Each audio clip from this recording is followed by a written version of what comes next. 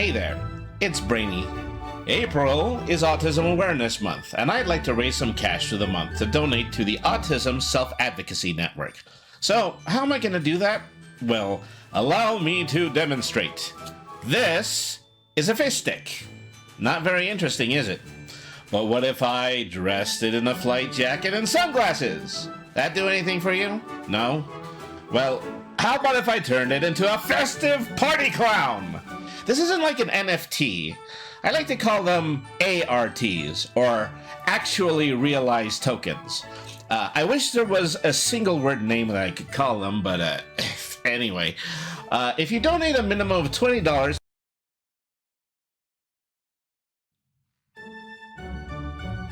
Hey there, it's Brainy.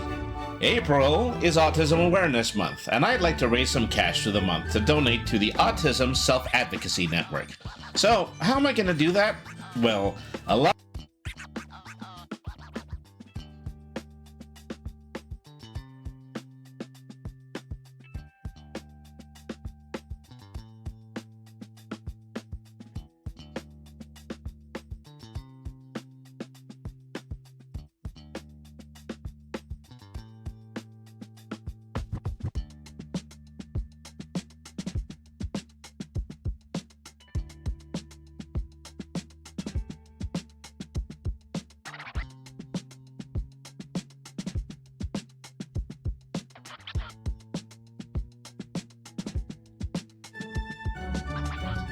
Hey there, it's Brainy. April is Autism Awareness Month, and I'd like to raise some cash for the month to donate to the Autism Self-Advocacy Network. So, how am I going to do that? Well, allow me to demonstrate. This is a fish stick. Not very interesting, is it? But what if I dressed it in a flight jacket and sunglasses? That do anything for you? No? Well, how about if I turned it into a festive party clown? This isn't like an NFT. I like to call them ARTs, or actually realized tokens. I wish there was a single word name that I could call them, but anyway. If you donate a minimum of $20 to my campaign via the links in my stream, and then email me at brainytherpgcat@gmail.com or join my Discord, I will be more than happy to send you a transparent PNG of one of these lovely fish sticks. Keep your requests safe for work, by the way. Oh, and 100% of the donations will go straight to ASAN. So, what have you got to lose? Donate to a good cause, and I'll draw on a fish stick for you. That doesn't sound as good when I say it out loud. Anyway, thank you very much for your support. Happy April, everybody.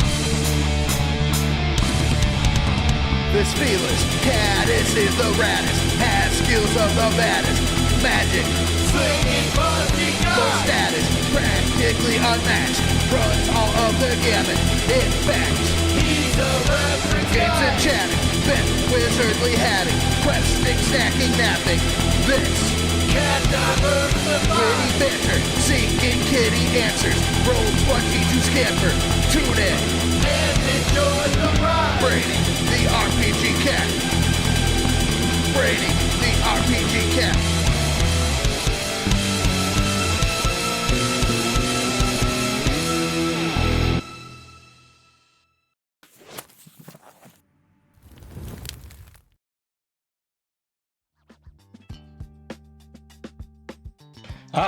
Hello, cats and kittens, felines and felidae, humans and variant humans, and every race, class, and subclass. Welcome to another installment, well, a very special installment of Brainy the RPG Cat. Today is rebranding day. From this point forward, we are going to be tiny, we are going to be toony, we are going to give gamey melodies. You know, that's a title that I came up with. It's a little weird in retrospect. I realize that. Anyways, well, in honor of our debut, we're probably just going to be playing anything that we want, basically. Surfing on Steam, putting together a few games that are probably too small in order to do a full stream about. But anyways, it's also worth noting that this is the beginning of April. Every April, we do a donathon supporting the autistic self, geez, you know. Okay, so, that doesn't seem right. Okay, yeah, that was a mistake. Let me go ahead and go back to the, browser here. Okay, well, okay, so, sheesh.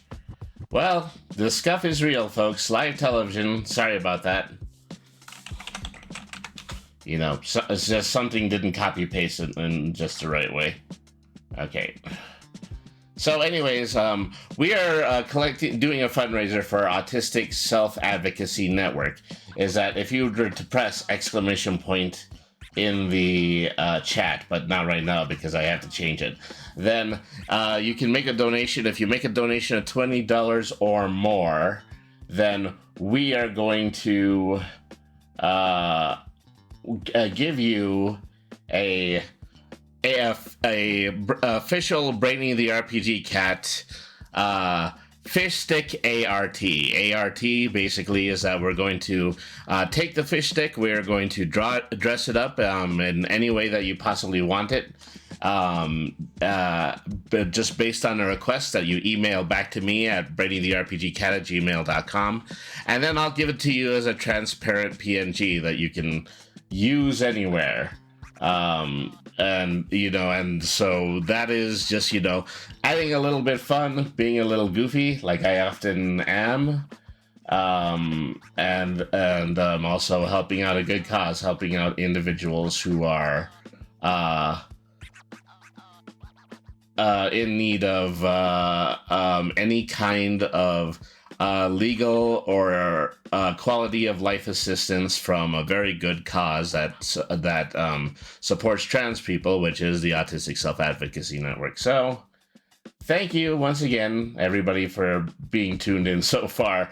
Well, you know, I'm playing with a lot of new little switches and boxes and everything like that, so yeah, bear with me if everything just kind of feels a little strange, but anyways, let me see. Yeah, it's just so many switches need to be turned off. That's what the problem is. Okay. Edit.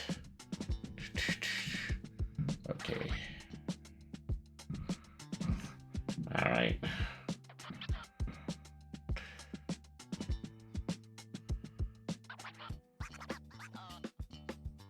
All right, just... So, anyways, something that I should has become very painfully obvious at this point. The very first game that I'm going to be playing today is Stardust Skate. So this is a game that came out maybe just a few days ago, and it is based on the Vichiban stream team. They currently have 3 games under their belt. And so, yeah, pretty awesome group, and so they've made, I think it's Meet Your Oshi, which is largely just a Five Nights at Freddy knockoff, and then They made a game that is very similar to Fruit Drop, but it really just has their character faces on them. Here, in Stardust Gate, we're playing an endless runner, or rather an endless skateboarder. And this has been their most popular game so far for the simple reason that it has some really great music. It's got some great low poly style graphics, and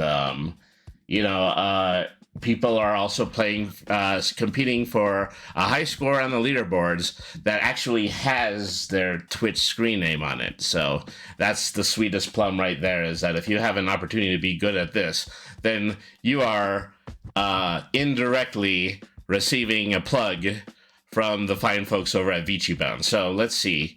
We're going to be playing a new game. There are four characters to choose from.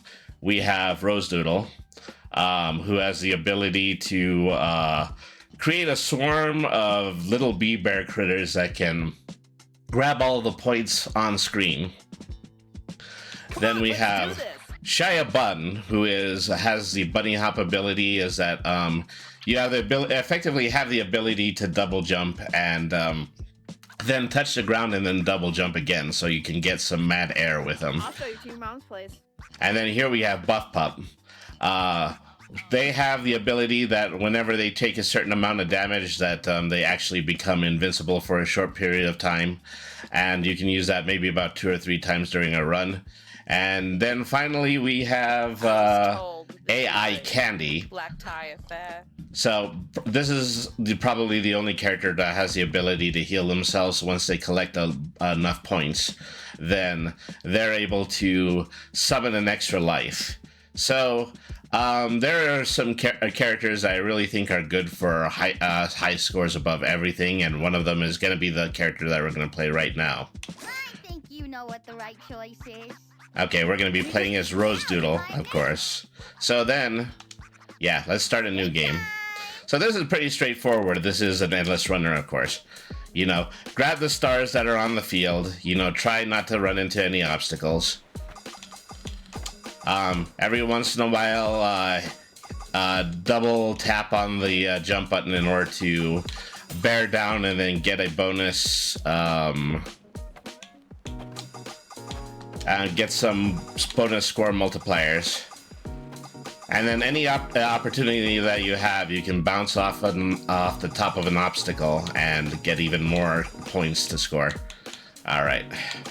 Up. I was trying to do it without beach ball, but butterfingers. Unlike my previous character design, this design actually has fingers, so I actually have to watch out for that a little bit. All right. There we go. So, taking things nice and smooth, hoping that I can be able to get enough, make it through the first few levels without any too much consequence. If I can just continue this run as long as I don't lose all of my lives, so. At least for the time being, just very casually pick up as many points as I can. Play lame, win games, that's what they say. Okay, so that was my first air jump right there. Okay. And this is a really great game. Making games with VTuber resources grants you more than a good handful of resources. Some really great music, some really great graphic design. Some of the graphic design actually done by some of the people who are members of VinciBound. I think a great deal of them were actually created by Buff Pup. I think they did the texture maps. Those of you who are keen on your video gaming lingo, character maps, usually the art that gets wrapped around the polygon in order to create the final image. I didn't know it could go that low. The final 3D map. So, once again, I got a low score and I'm getting criticized for it, but once again, like I said, I'm trying to max the speed of my run. It didn't work out too well immediately because I've already lost 1 life. Alright. See, the trick here is, you know, they really do prioritize you doing as many crazy stunts as you possibly can. And that will definitely add to your total high score, but it's also extremely risky. You know, what's better? 700 points in a no-hit run, or, you know, thousands and thousands of points and then having one life remaining by level 2. Also, every 1,500 points, you get a token for the gacha machine, which you can use to get more boards for the most part. As I'm pretty sure, you know, they're anticipating, you know, doing a second release where you get more costumes and so on, but at least for the time being, you can spend the gacha on new boards. So, sadly, I've already, you know, taken 2 damage, so this is probably not going to be my best run right here. Alright. Woo! As I really like this music is that I think at some time I said I'm going to play Tony Hawk, but then I'm just going to go ahead and make a bunch of music in a playlist that it just comes from other video games. And I think this might be one of the video games that I pull from because, you know, this is definitely music that you want to very riskily skateboard to. Alright, ouch.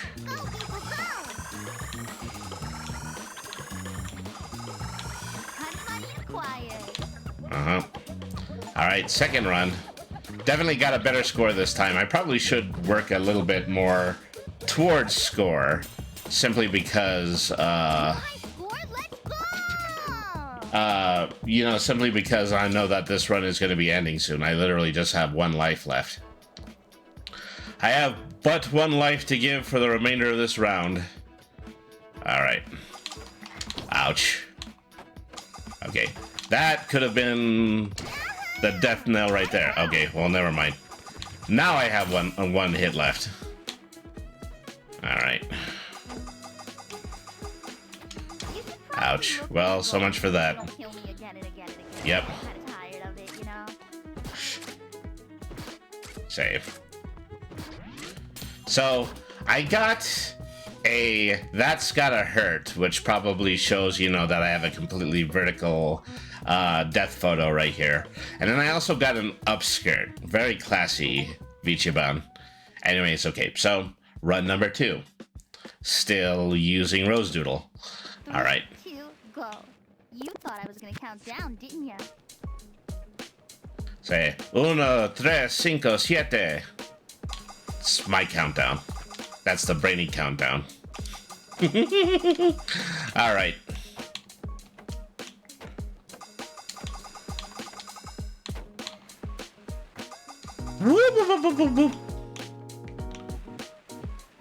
The air be mad. Ouch. Well. I was feeling happy about this run until just that moment. Okay, I don't think you can ever air off of the benches. That's just strange because, you know, doing stunts off of the park benches, that's probably the most Tony Hawk thing ever, you know? Alright. Hoit, hoit, hoit, hoit! Okay, oink. There we go. Well, like I said, already this run is borked, so I'm just gonna try to get as many stars as I can before I'm completely dead. Alright. Yeah. I am getting well within the realm of the Three Stooges playing this. Ah, wise guy, huh?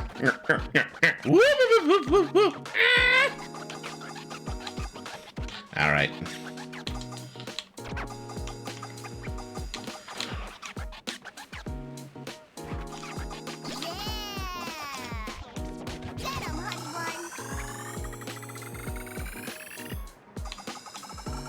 Alright.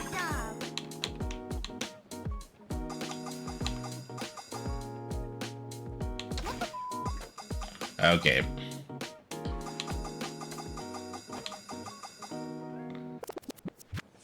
So like I said, this is pretty much over, and then I'm take one more hit, then I'm dead, so. Happy to have already gotten this far.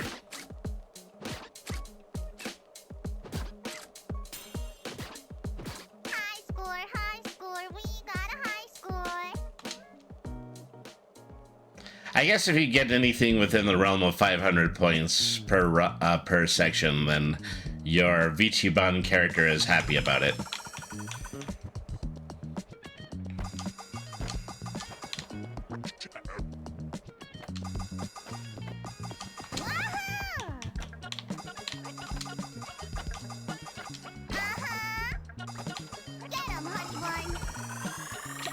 Alright.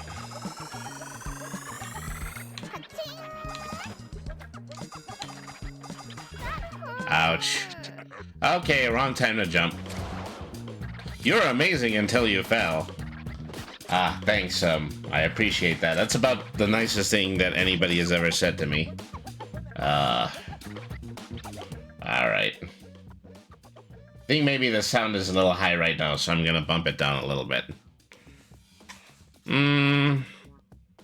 I probably should have saved the other ones, but...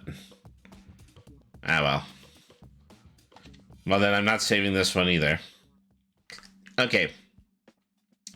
One more run as Rose Doodle, and then I'm going to play as the other characters. I'm going to do this in descending order. I mean, Rose Doodle is obviously the character I like the most, but then Buff Pup can be pretty good. And so let's see. New game again. See, I don't think there's any reason to go back anywhere else. I'll do these 3 runs, and then I'll go over to the gacha machine, spend all my coins, and then back into the races. That's probably the best way for me to do this. All right.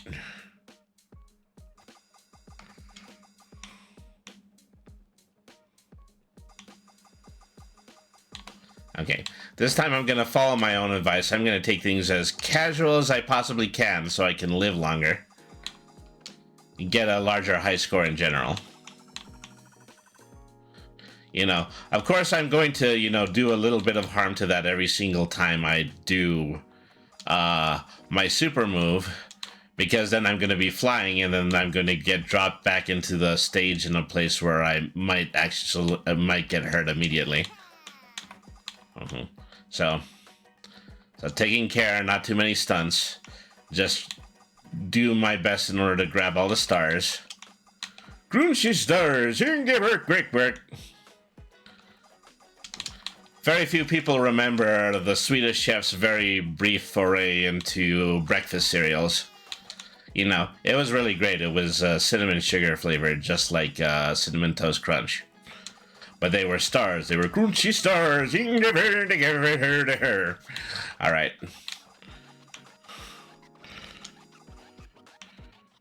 Well, let me see. This was 30 minutes into the first new stream. I have already severely dated myself. All right.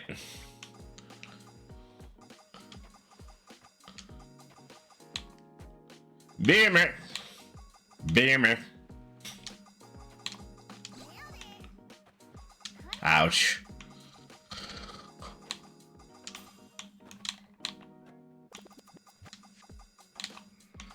Ouch. Well, this was the first run and I've already been hit twice, so I'm a little bit less than optimistic at this point. Maybe it just might be that I go completely and totally hitless when it comes to the rest of this. Congratulations on not dying. That's probably as best as I can possibly get a compliment in that run.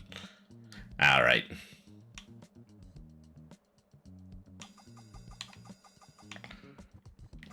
Yeah.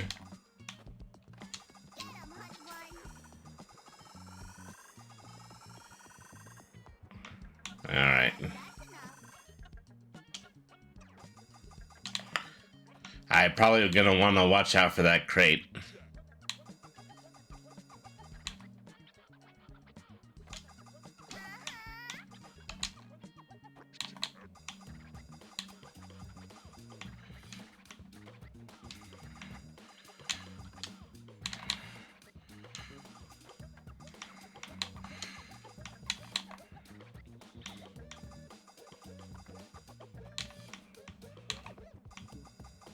All right.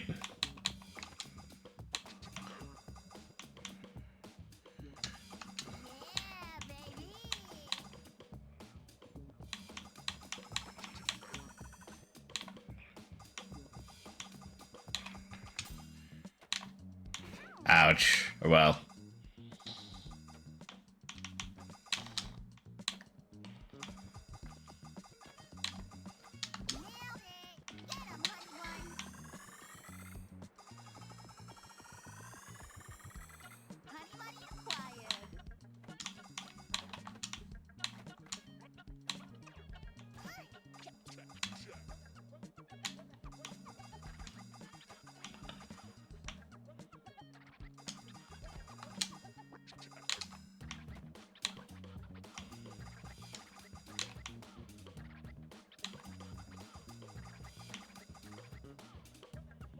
There we are.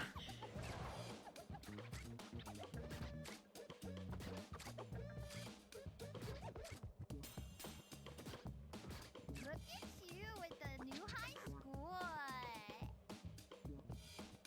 score. Okay, so we're getting on to 1500, which is going to be another gacha pull. But at this point, I believe, yeah, we have absolutely 0 lives left, so...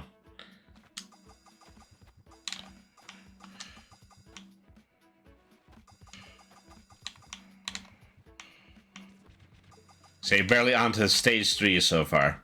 This is how good I am at this.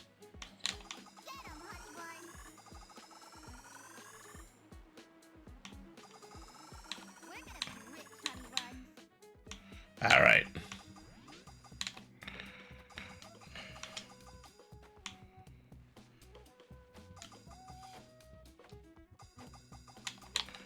Ouch. I ran right into that rock. Okay, so this is a photo that is a Stone Cold Keeper. Well, let's go ahead and... I want it as a Steam screenshot, and then I also just want it saved to the in-game pictures. All right. So, as promised, we're going to go to the gacha now. 1,500 per spin. I have that. I think I have, like, multiples of that right now. Let's see what we can pull out of here. So every once in a while, there's a joke release. Oh, goody. A skateboard that is just tape on both sides. Isn't that what everybody ever hopes to own? All right. And we got Fiery Hot number 4. That's just bright orange. All right. Okay, now this is some good art. You know, that's just a little bit of some shreds and some eyeballs. I think that's representative of Buff Pup, but you know. Okay, so that's my 3 spins there. Okay, so let me see. I think I'm gonna go ahead. I'm gonna switch to that one, and then I'm probably gonna want to have black wheels. That's pretty cool. All right, so back to skaters.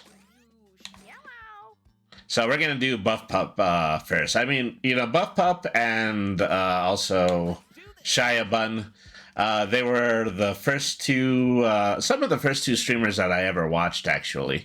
And is that eventually they formed Vichiban with Rose and AI Candy, you know. So I have seen, like, the other three streamers in several shows so far, but I have barely ever seen anything from... I don't want to say AI Candy. It should be Eye Candy. That's what it is. Okay. AI Candy is just an insult at that point, so I apologize for that. So, anyways, Buff Pup. Okay, so we're going to go ahead and we're going to do a start game. So, I have to wait for this to charge passively, but I can also charge it quickly by... taking damage, which is risky, of course. All right.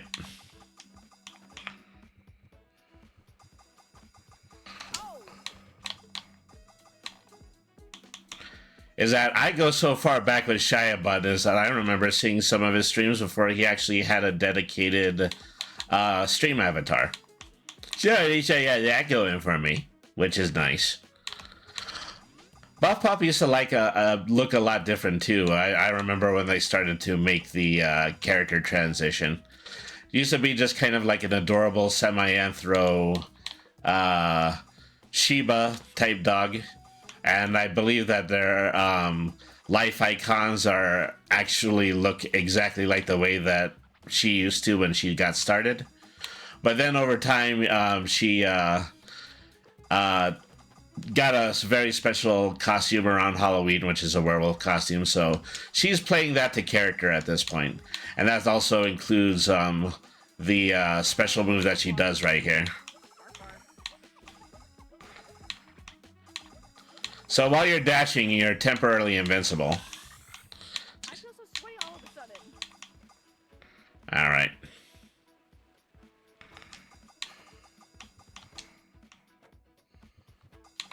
Hell yeah. There we go. Oop. Little bit of an in-game hiccup going on right there.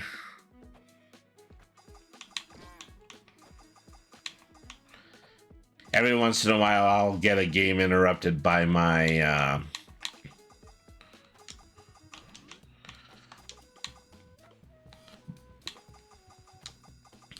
driver updater or something like that. And I know if it happens during this game, then I'm definitely going to end up losing a run.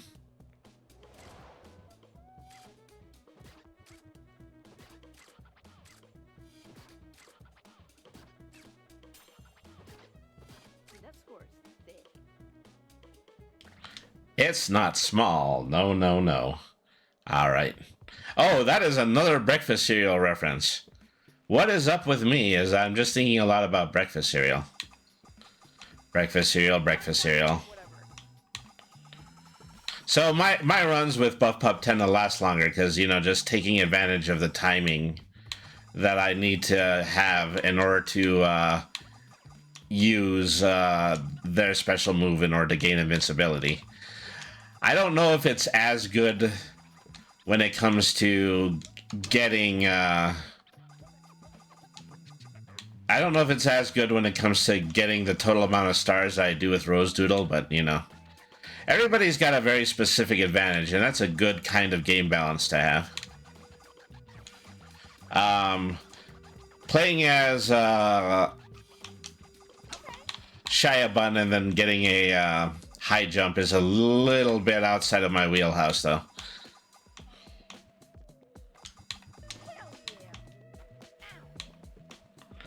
Hey, I thought I had a full moon. Well, that was my bad. I'll grab a few more stars and then I'll try it again later.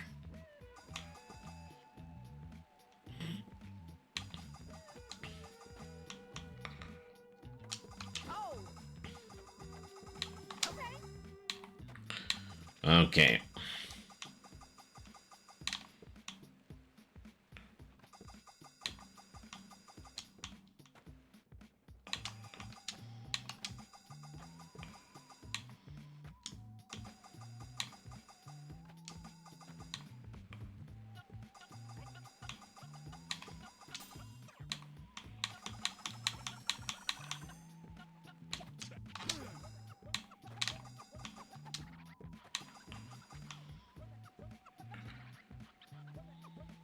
So this is going really good. I think I'm already on to stage 3 now.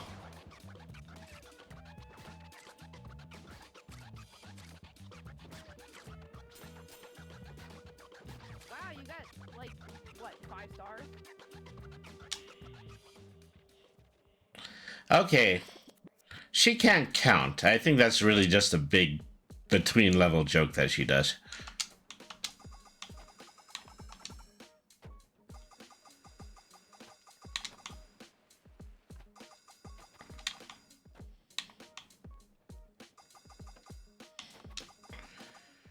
I mean, so at this point I've got 3 lives. I'm on to my 4th gotcha pull, so doing good. Doing good.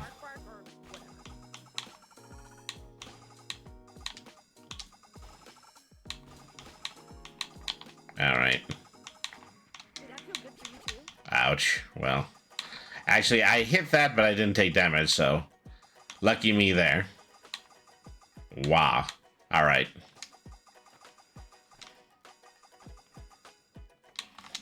Ah!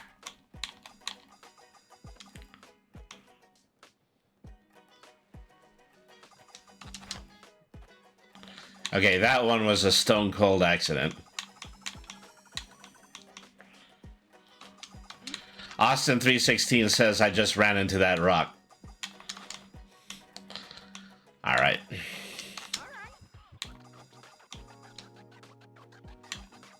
Watch out.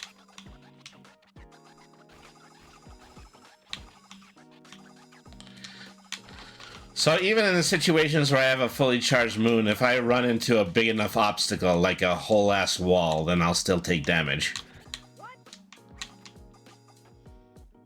That was not one of those situations. That was just me being a klutz.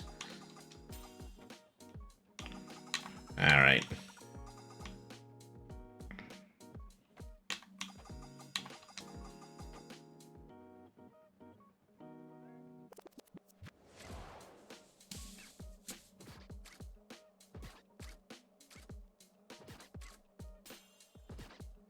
If I was playing, I would have done better than that. Well, I can't argue with that. You know, because she's a werewolf and all, and I'm a cat, so she would probably just eat me.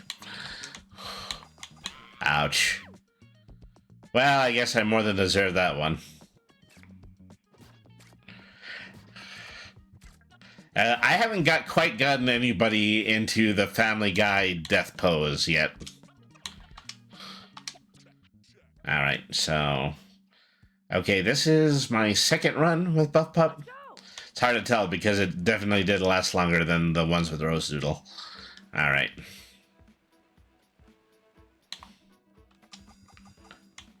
Try and wrap my head around the gameplay. Do I know wrap my head around it? Ha! Let's go.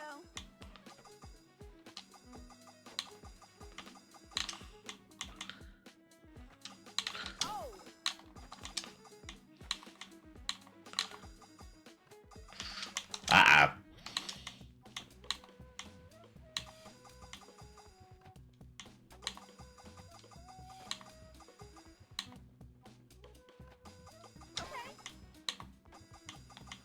Munch, munch, munch, munch, munch.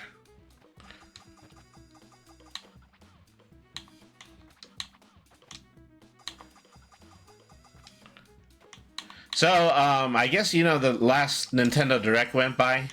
And these days, you know, I'm not really using Nintendo Direct for Nintendo games anymore. I'm just kind of trying to see what indie games that they're going to be discussing so that I can eventually just buy them on Steam.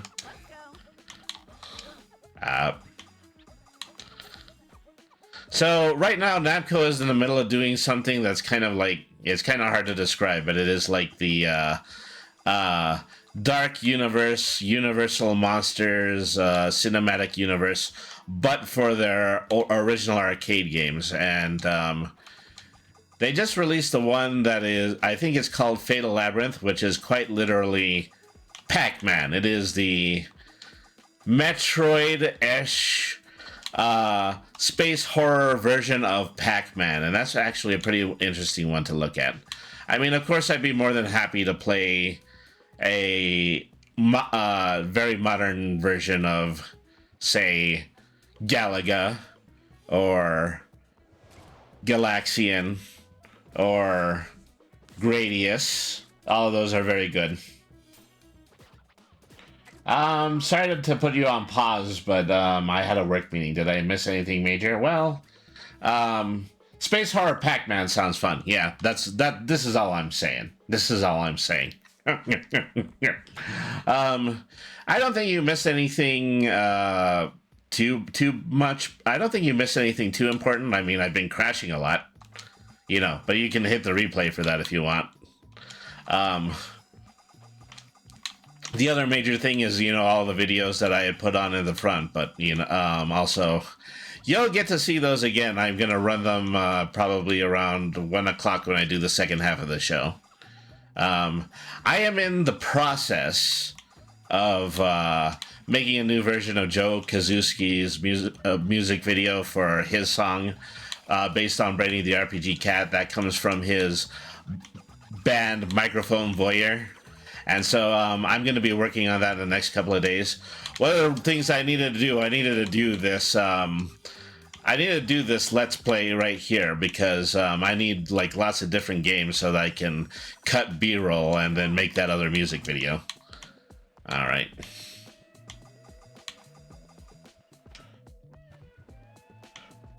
I've seen it crash before. Oh. Okay, well.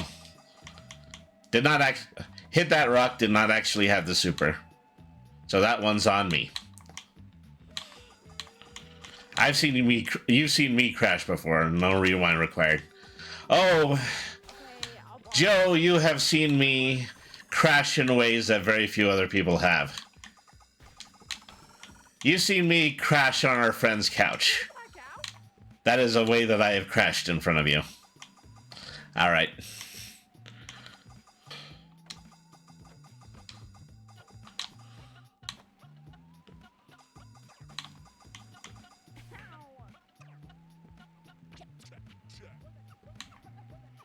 You look forward to seeing the new Vizio? Yeah, that is true. All right. You know, crashing in a endless runner while playing a bombastic werewolf VTuber who has 800 times the amount of views that I have. That's the new way that you have seen me crash.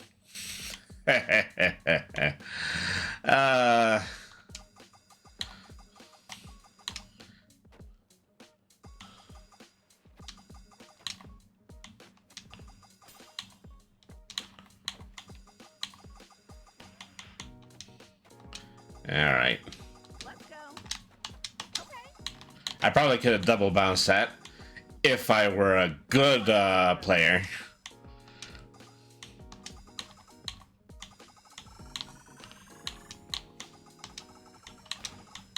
Why am I so sweaty? What the hell Ouch. is that for? I've seen you definitely saw some logs while crashing on the couch. You have seen me similarly. Yep. Okay, that was... I believe that was my second run.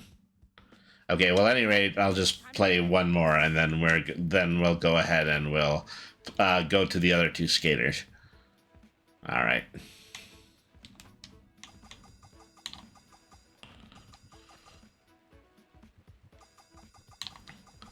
This is the longest you are ever going to see me do any of these runs. Because Buff Pup Super is really what is keeping me on the road for this period of time. Otherwise, I would just kind of be deader than disco. All right.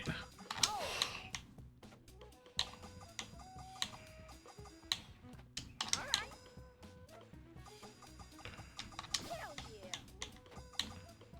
Okay. Yeah. Felt a little uneasy about that. You know, felt it in my core. Shot my hush puppies straight up. All right.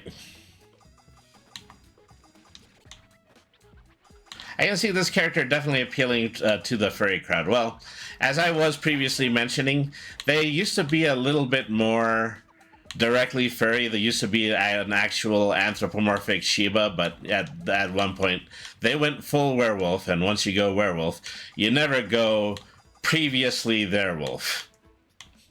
All right.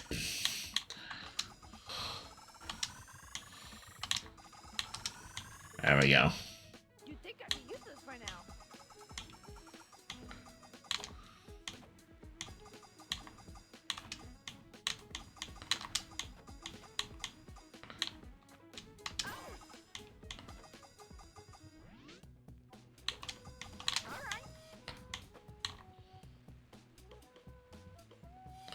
All right, well, level 2 in the books. Say I'm kind of not getting the highest score, but I'm kind of doing that on purpose because I kind of want to continue playing the Endless Runner. Wow, you finally finished something.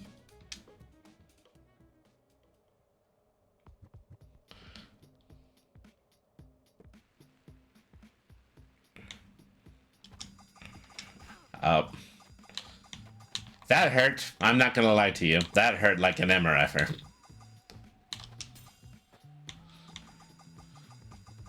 That's another way I haven't crashed yet, into a tombstone. I wonder if I could get that to happen. I wonder if that happens in any way, you know, if I get a bunch of goth friends together and we hang out in the cemetery and we take a bunch of black and white photos. You know, it's a little bit more authentic than, say, ghost hunting.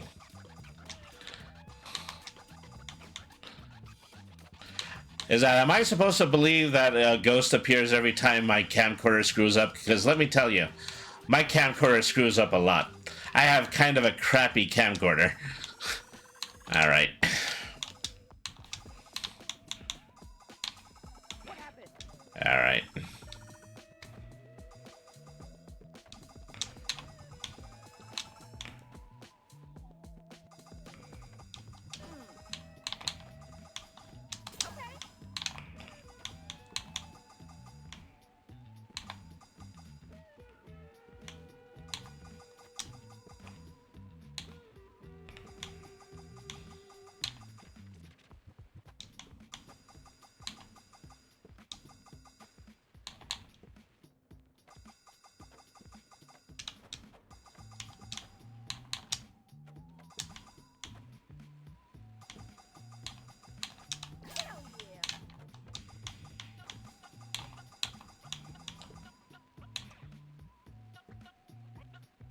Same. Oh, you know the perfect cemetery for pigs. Okay, well, I am definitely reaching people at my exact same energy. I'll crash for 20 bucks. All right. Heh. Beach. Heh. Wood. Beach and wood together. Move out of my way. Okay, not supposed to be something I'm bouncing off on, but it doesn't matter. Is everyone okay? Okay, we're getting close to our first ad. Thank you everyone for staying tuned in this very special episode. We'll be back after this 2-minute word from Twitch. Thank you everyone for staying tuned in. All right.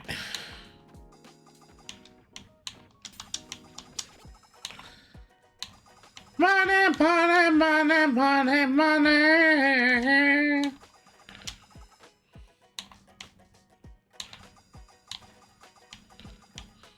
Got my mind on my star collectibles and my star collectibles on my mind.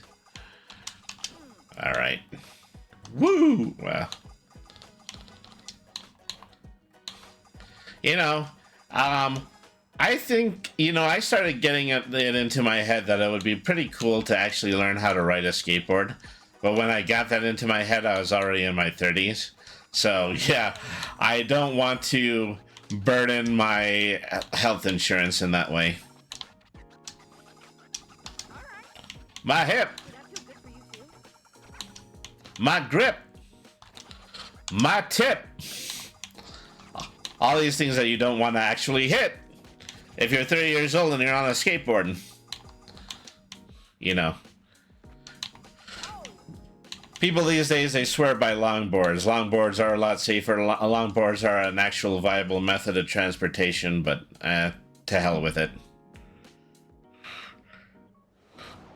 I mean, you know, to hell with it. Using a longboard would be like evoking Crom. So that's precisely why I use that kind of verbiage. I don't want to count more. Okay, well, I'm on level 4, which is meh, because I've been on level before. I've been on level 4, B level before, so.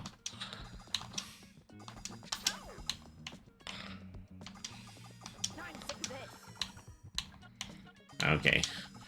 See, it's awfully handy to me that, you know, if I go on long enough, then I even forget that I have a charged super, and then Buff Pup will just save herself. Alright.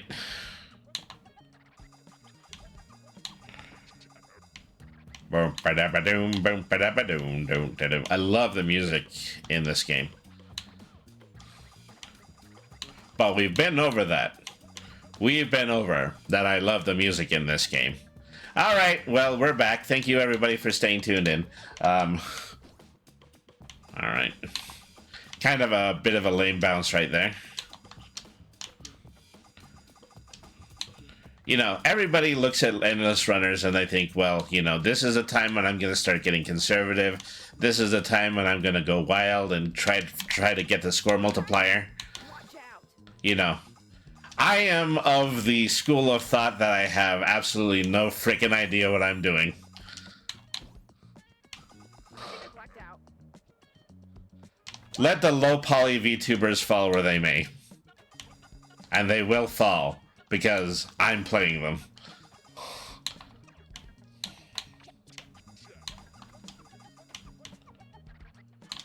Oh!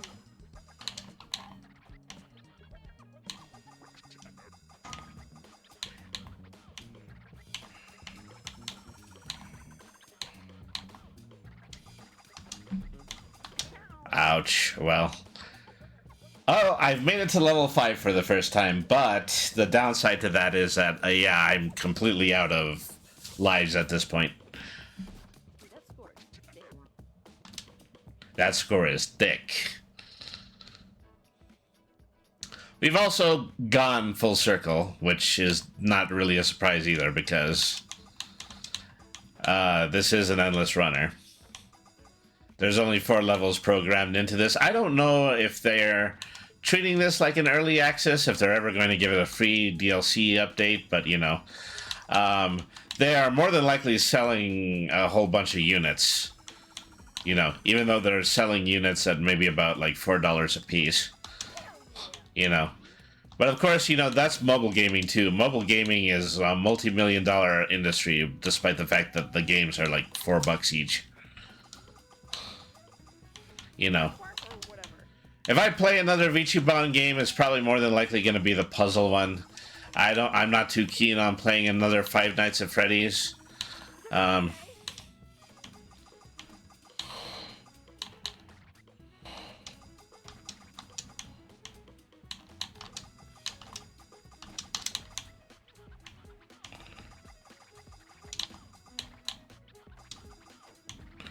You know, I'm pretty sure a lot of stream teams, they just kind of release visual novels and dating sims, you know. So it's cool that they're trying new stuff, but then again, you know, go ahead and fill that bonus slot if you like. Make that visual novel or dating sim.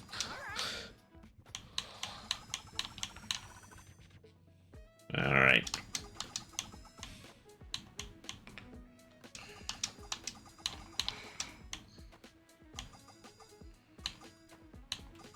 I will. So I also do have to take care to select, you know, what obstacles I run into.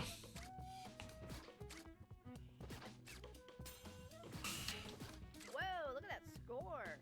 All right.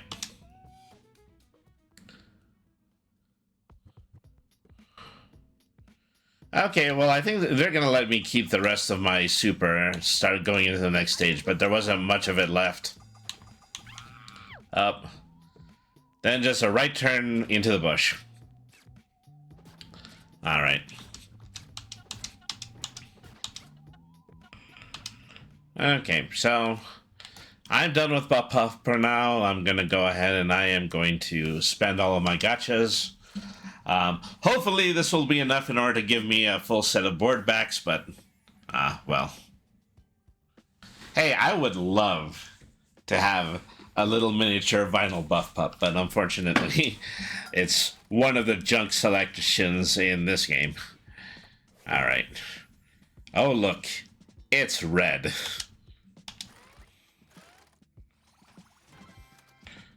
Alright. Oh, that one's actually pretty cool. That is a little bit of Hello Kitty goth. Gosh, you know, I'm so far removed from playing Island Adventure. Karumi. It's very Karumi. There you go. All right. Boots. I mean, if I were, you know, to open to get like a whole ass pair of boots from a vending machine, that would be pretty awesome. Okay, so once again, descending order, I'm going to Eye Candy next. So Eye Candy does actually have an ability in order to save you because they have the ability to just passively regain their lives after losing them. But, and this is a big but, you actually have to be careful enough in order to collect enough stars in order to set it off. And it's more stars than you would for any other character's super.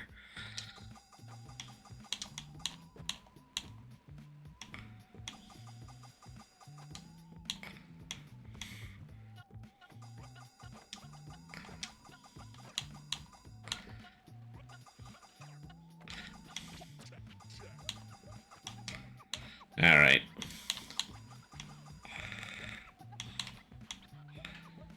So, you know, I'm trying to be note to self, make it a point.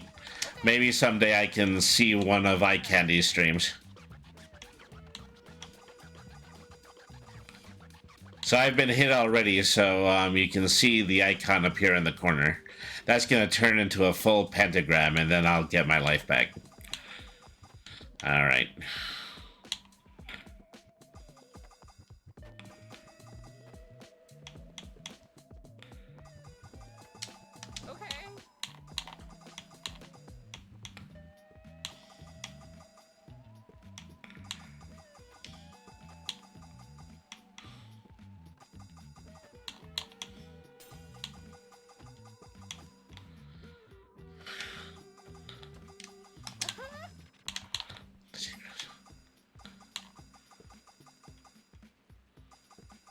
All right.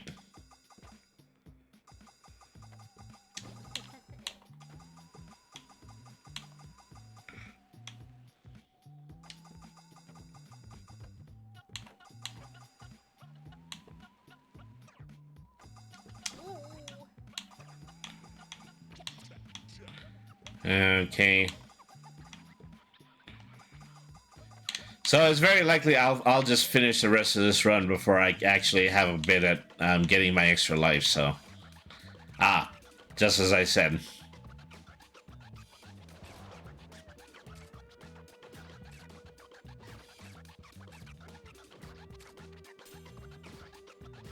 think I have enough to do another gotcha pool. Or is gonna be so jealous?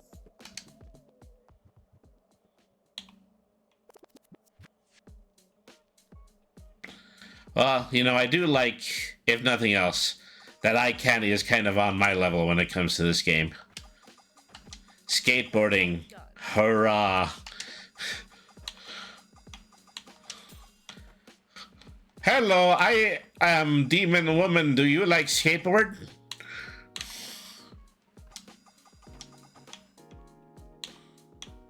All right.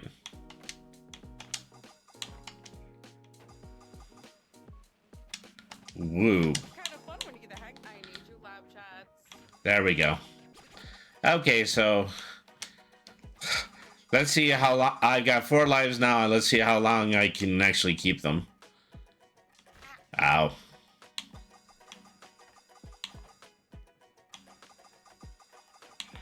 I guess that answers that question.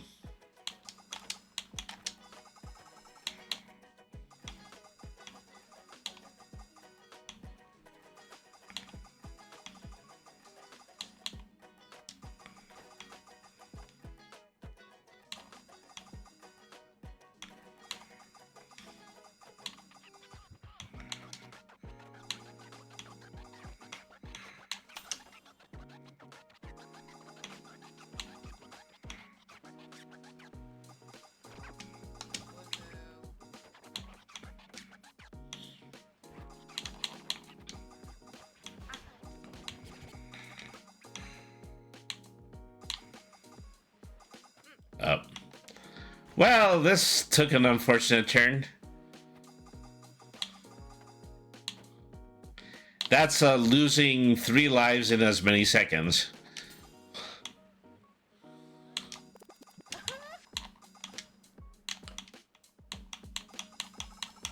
Lab chats, what are you doing? All right. Brain catty cat. Don't expect me to start rapping because that's for dogs.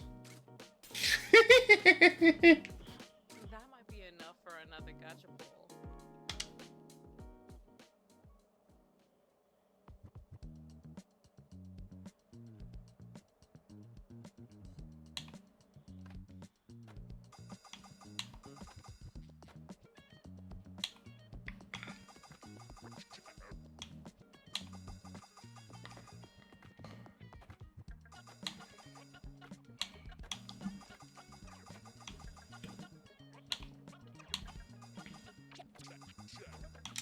Oh.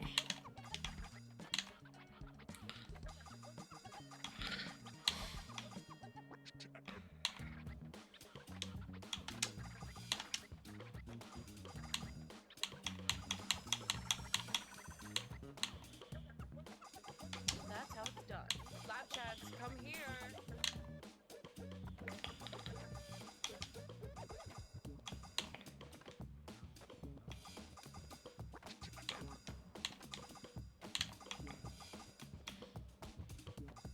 Why is jumping so hard?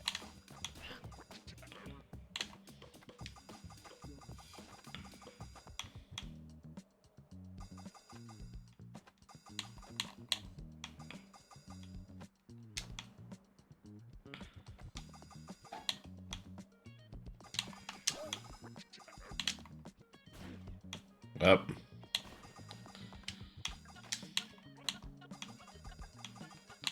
Lab chats, I need you.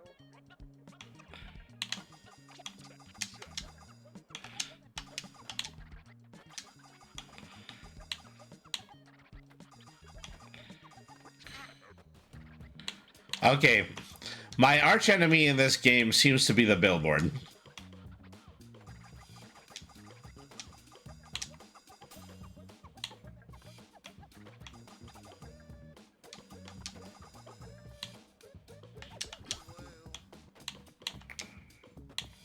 Lab chats, I need you now.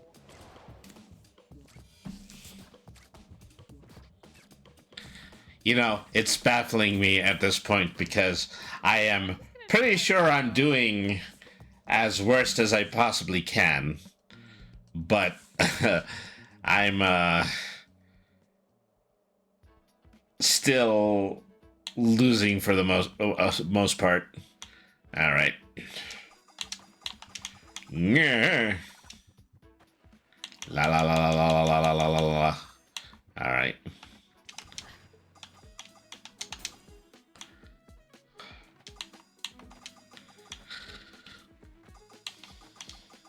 I hope nobody got an upskirt with that one. So, well, like I said, I managed to go all the way up to level 6 with Buff Pup, but this is just a level 4. Anyways, I don't think I have enough for a gotcha at the end of that. Oh, actually, I have one. Okay. Just one. What do I get? Okay, I get junk. Okay, yeah, the rubber ducks, they belong in another game. All right, so let me see. I'm just going to go ahead. I'm going to play as Shia Bun, and then I'm going to go ahead and I'm going to pick out another game. So, once again, is that Shia Bun, probably one of my favorite AAA type VTubers, but also I have no idea how to use his abilities in this game.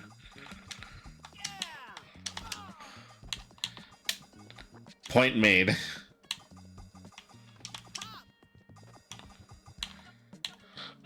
So you can get quite literally, yeah, you can jump and then you can jump a second time. And I think that can help you get up to platforms on the side. But that still kind of seems unattainable and difficult to do.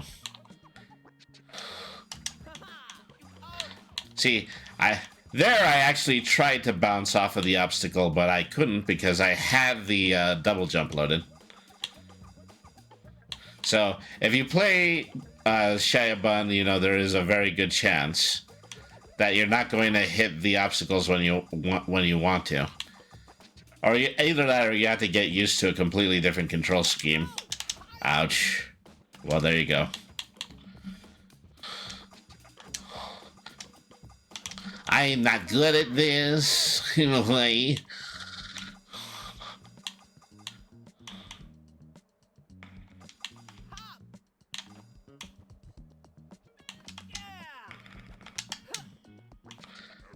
And so it recharges every time you hit the ground, and that's also pretty significant because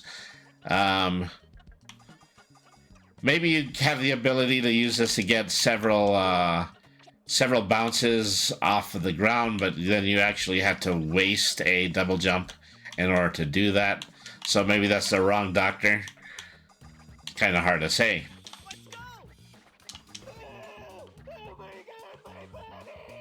Shit. Okay, well, like I said, I was gonna do one run, but I'm going to do it again because that was terrible. I don't mind telling you. I haven't wiped out in the first level in some time. All right.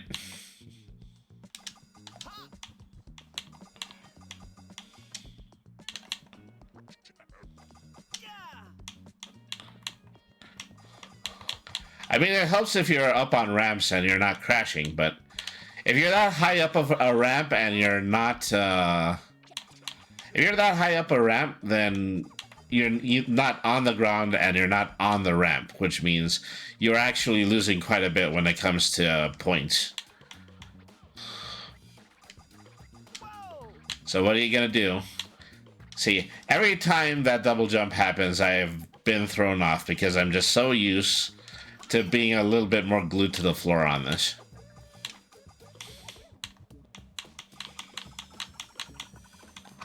All right.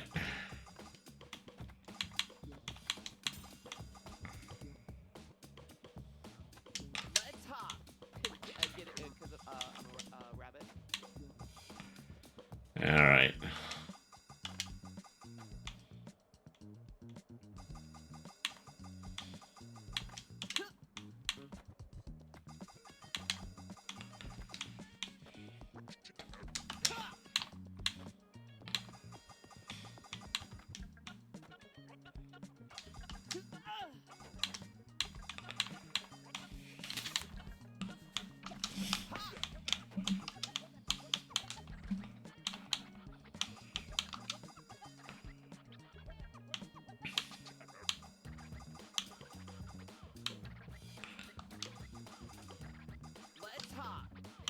Get it in because I'm a rabbit. So I think there is something in here that, you know, if you have a score multiplier, then you actually keep it if you are in the double jump. But like I said, is that there is a whole game meta that I am probably not getting here.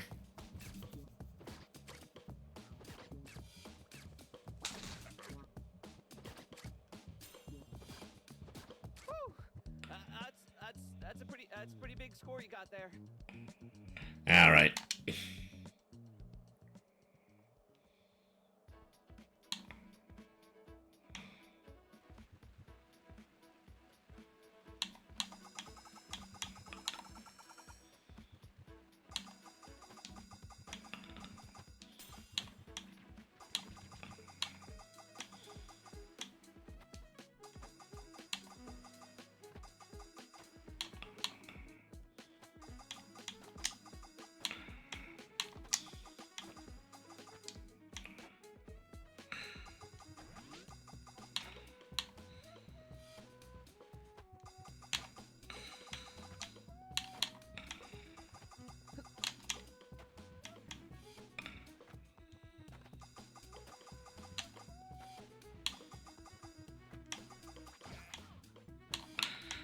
So that is really the first time that I've ever bounced, because as I've been saying is that the ability to get extra air has been keeping me from getting the bounce multipliers.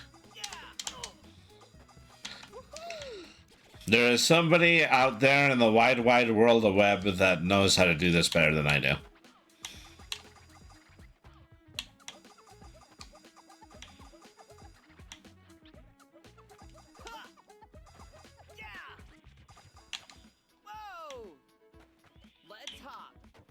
Get it because I'm a rabbit.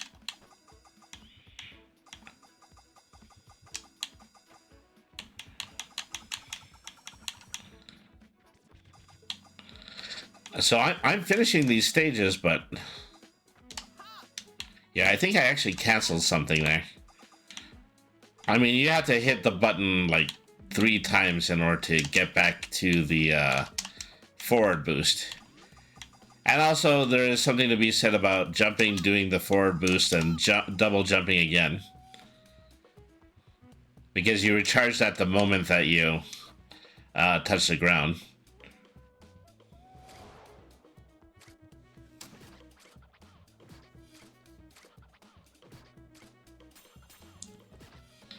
Wow, look at all these stars you're getting. It's like you're a winner or something.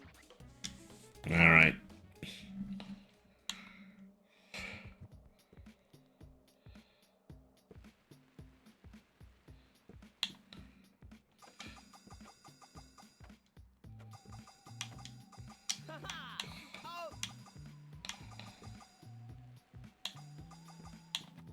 On, up.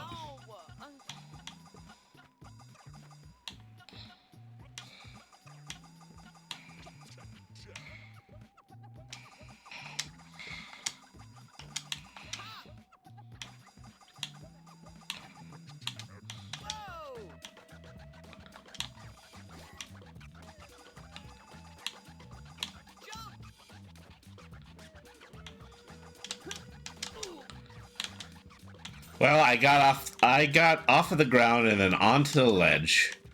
My body's broken. Help.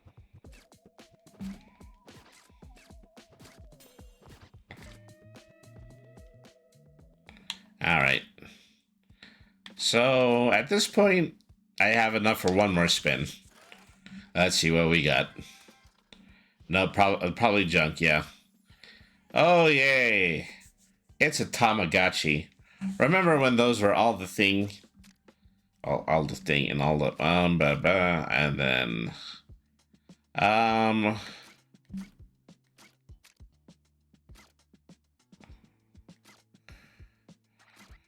So yeah, I wanted to see the high score board right now. I think there's a way to Twitch link in this. Yeah, so let me give that a try.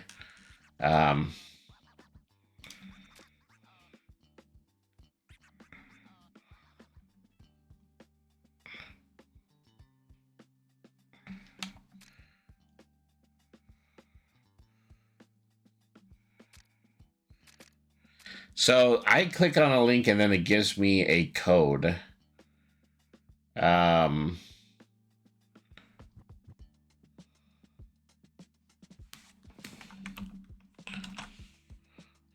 So I think that's supposed to, already have the code activated, and I just click and activate, but it doesn't seem to be working. All right, well, at any rate, where do I look at the current leaderboards?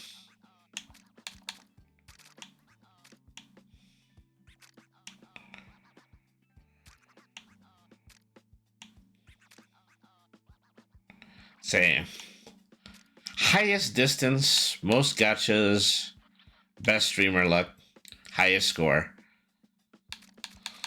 All right, well, Buff Puff is actually on this list. They're number 9. But anyways, okay, so that is Stardust Gate.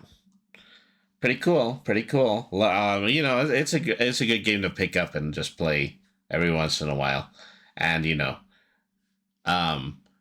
helps you to feel good about having chosen this as your means of artistic conveyance, because it is it really does show how far you could potentially go with one of your characters as a VTuber. Let me see. I think there's another game that I've been wanting to play for a while, but I do want to check because I'm not entirely sure I have it on. I don't have it installed on my computer, so I'm just going to do that really quick. It's a very tiny game. All right, so this is definitely, I very recently tried to play this on my Steam Deck, but it is a mouse game, so it definitely should be on my computer more than anything. All right, so the game that I'm about to play, it's called Contraption Maker, and Contraption Maker is basically the spiritual successor to a very well-known series of games that were on the Windows era PCs called The Incredible Machine. And so if that sets off nostalgia bubbles in your brain, then this is definitely the stream to see. All right.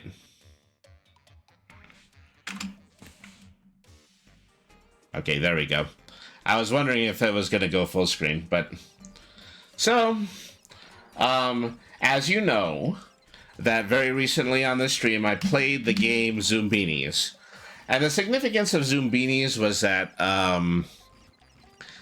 it was a game that was originally released as a CD-ROM educational title, but it actually was a game that it had some very cool logic-based puzzles that, you know, it actually keeps people that are at older ages playing it.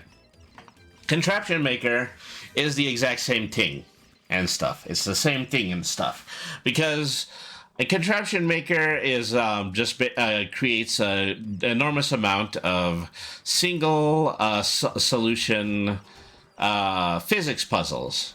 And so that is what makes up the educational component of it. So let me see.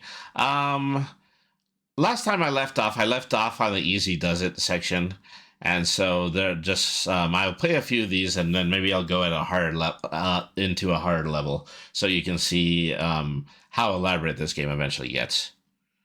Okay, so Tom is pretty upset at Tim for crushing his stick house. Help him knock down Tim's rooftop domino house. So I have to use the inventions that are here in this board in order to do the task, and this task is going to just involve me knocking down all the dominoes here. So first thing I'm going to need is I'm going to need a conveyor belt. You always need conveyor belts in games like this. Okay, so the conveyor belt is next to this hamster wheel, and I need the hamster wheel to provide hamster power to this. So, of course, you know, take this rubber band, attach the rubber band to the hamster wheel. And I also need, let's see, I got some rope. And then a pulley. And then attach that from the pulley to the bowling ball. So, eventually, this man over here, he's going to walk automatically, and when he does walk automatically, he's going to turn over the teeter-totter, which I assume is going to push down the bowling ball. Okay, then I'm probably going to need to lengthen the conveyor belt, and so this should basically be the solution of the puzzle, but let's go ahead and let's play, and let's find out. Okay.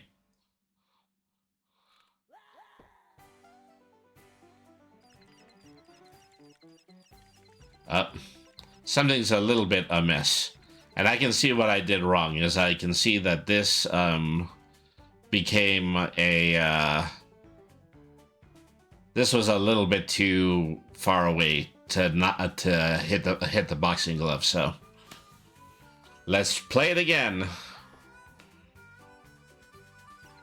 So, I remember the original CD-ROM version of this game. It was... You know, sometimes it was easy enough to play, but then you just have the damnedest time getting the conveyor belts to work right, you know. So they've definitely improved upon that. Okay. So this time I believe I have to get them to team up in order to launch the rocket on the corner of the screen. So let's see what they... So one of the things that you can do here is that you can actually play and see where the missing pieces might be. Okay, so obviously there is a boxing glove here, and that's supposed to move the basketball. And then also we have a conveyor belt. Okay, the conveyor belt here attaches to this generator here. And then there's also something that I need to add using the rope.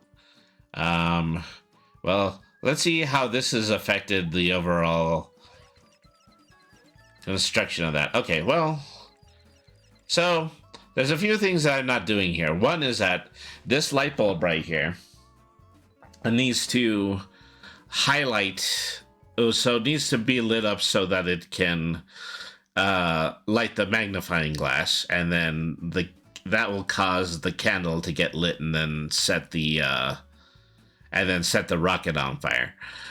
So I need to figure out something with that, and it has something, and the only piece that I have left is the rope. So let's see. One thing I gotta figure out, where can I attach the rope? I can attach the rope to the bucket, and then also the bucket to the pull chain on this engine, which I now realize is a combustion engine.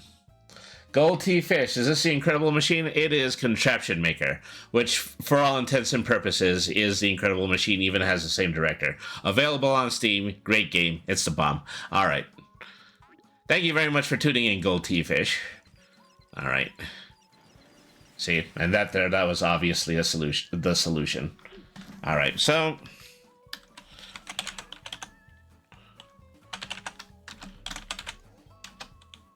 yeah, love the new model. Thank you very much. Well, this is the PNG of the new model. I'm still working on the full Live 2D version of it, but it's probably going to look pretty good. Some previews of that on my Blue Sky page, you know, give you a kind of an idea about, you know, how dedicated I am into making this look like a 40s era cartoon just by using the Live 2D schematics. Okay, so Gold Tea Fish, he's also a streamer. He plays some really cool horror style games, and he's also just a very funny and wacky guy, you know, so go ahead and check him out. All right, so here we have, well, hang on a second. I don't think I read the goal. I think I just got a little bit too ahead of myself. Okay. The canyon is too big to jump across. Help Tinker get to the other side so he can be with Tim. So basically what we're doing here is we have to rescue the dogs. So, unlike the human characters in this game who always walk forward automatically, the dogs always have to be incentivized, and that's what this bag of dog food here is for. The animals are smarter than the humans in this game. So, I think something that is already very apparent is that I do have to rope the dog and then send the dog across using the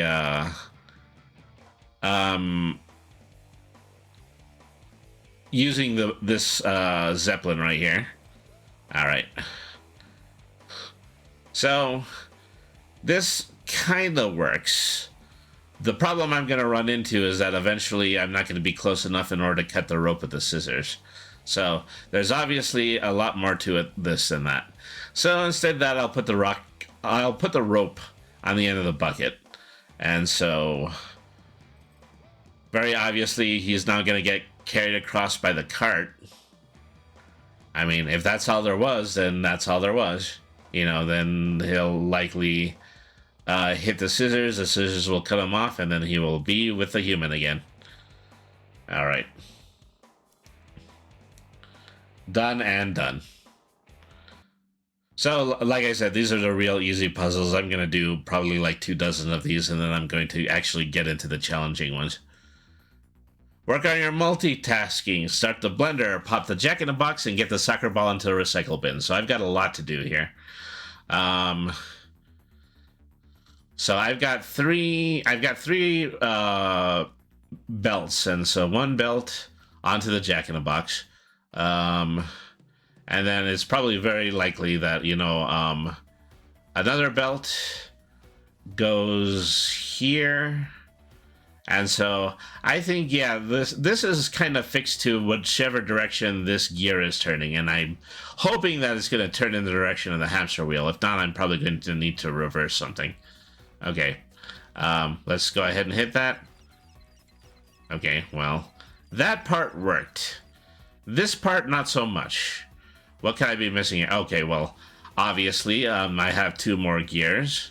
So I can actually attach 2 more gears to this contraption. So the significance of gears is that every time you put a gear on something, it's going to start turning in the opposite direction. So you have to have a certain amount of gears in order to get things turning in the direction that you want them to. All right, so I'm beginning to wonder if this belt here is actually correct. It could be okay, so these 2 gears are here, so those are going to be turning in that direction.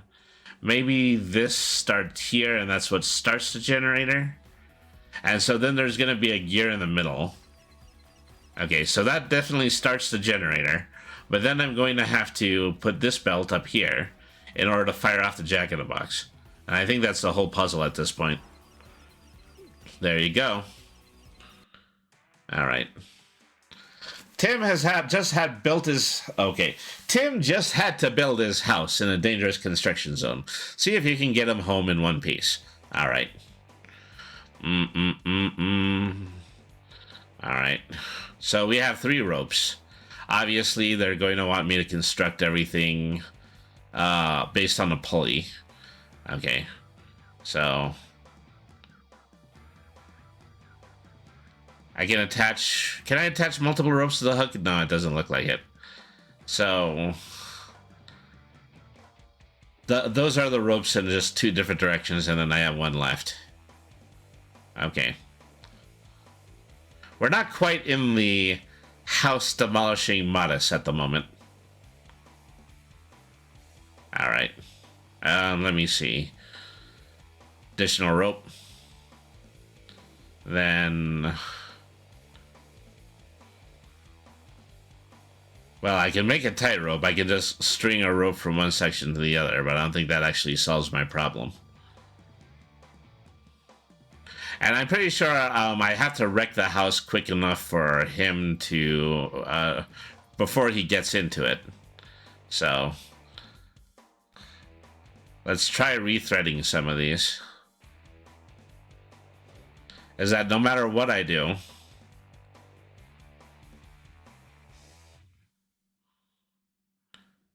You know, maybe they're just trying to give me like a little bit of a red herring here. Maybe I'm just supposed to thread one rope one way and then that is that. All right, so there we go.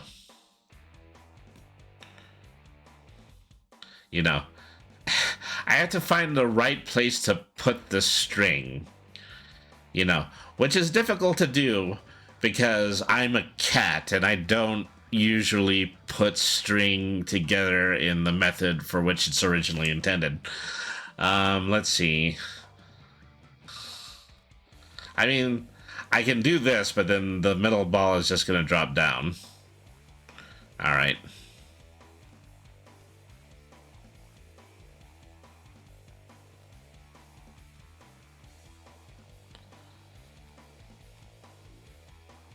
All right, so... You know, I feel like there's hooks in the corners, so therefore this actually has something to do with the hooks in the corners. All right. Well, once again, you know, I can string these all along, but then it's really just going to do this. I wonder if it's significant that the man is actually walking. Because, he, you know, maybe there's a way that he can influence this. Oh, actually, no. That was the official solution. I think I misread the instructions. I thought I was supposed to destroy the house, but I guess all I was supposed to have to, or all I really had to do was keep the balls from falling. All right. You know. I am well accustomed to making sure that balls don't drop. Okay, guard dog duty. Tim locked himself out of his sky fortress. Have his guard dog open the door for him so he can get home. All right, so let me see here.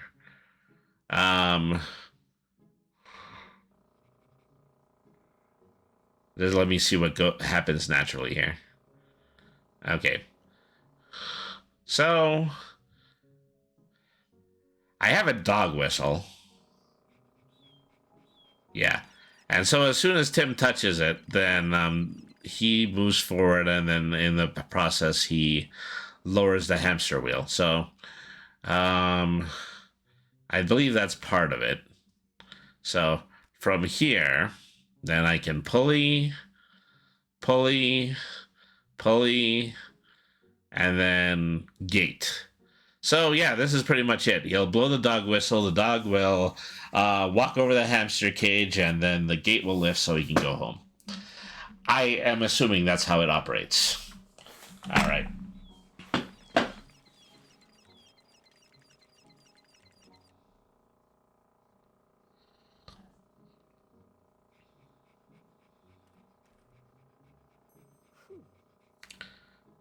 Done and dusted. Okay. Tim is out from the lab, and Tinker forgot how to turn on the Tasty Treat 5000. Help it turn it on so that he can eat. So, time to feed the dog. There is always at least one puzzle where you have to feed the dog. So, a little bit of a side note when it comes to physics there, that you can see that we have a billiard ball here. And the billiard ball, unlike every other ball that will drop using gravity, will float freely on its own. So you actually do have to hit it with something in order to send it in a specific direction. And here, obviously, it has to press this button over here. So nothing really going to happen without it. So we have a bowling ball.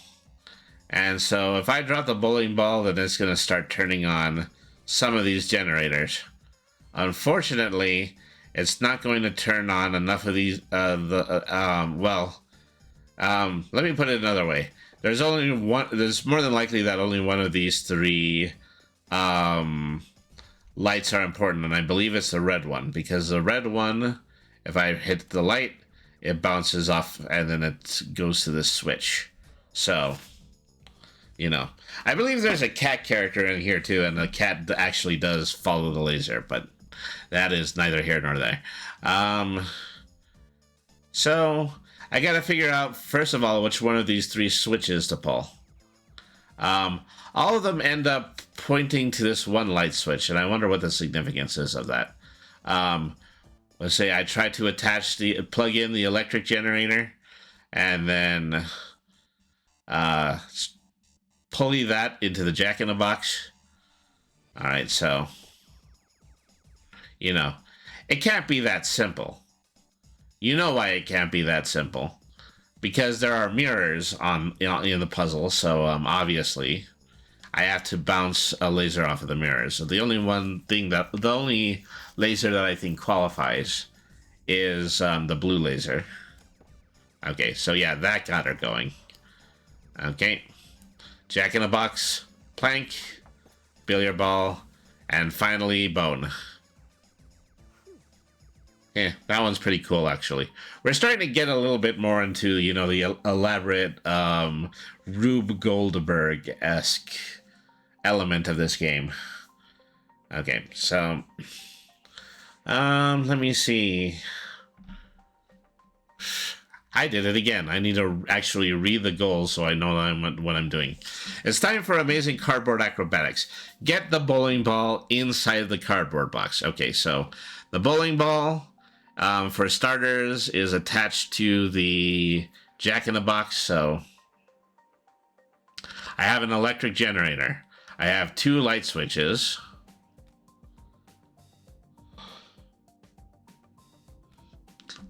And, well, actually, I have a generator on either side. So, I will attach this, and then... Okay, so the electric generator is, moving automatically. So, I can see, this is going to be relatively easy. But I have to... I had left this one belt off of it. So, once I'm able to spring this jack-in-the-box, then it'll land in the box, which is already set off by the other one, and that's how it'll get the ball into the box. There you go. All right, so once again, the ad time coming up. We'll be back after this 2-minute word from Twitch. Thank you, everybody, for staying tuned in.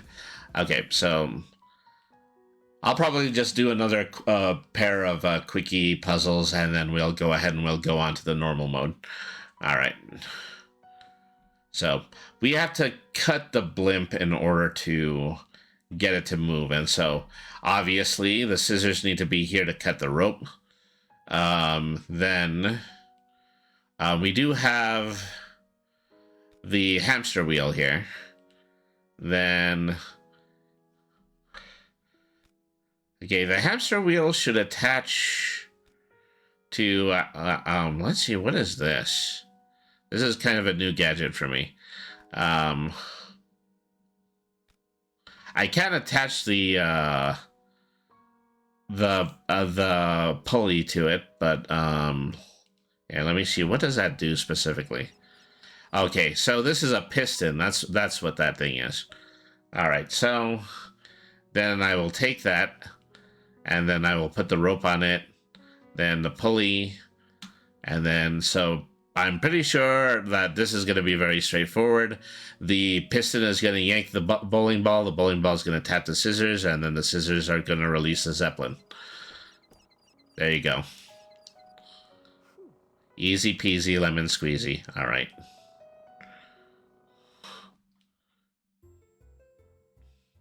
Sewerman Sam needs to fix some pipe problems. Get him down to the sewer so he can start working.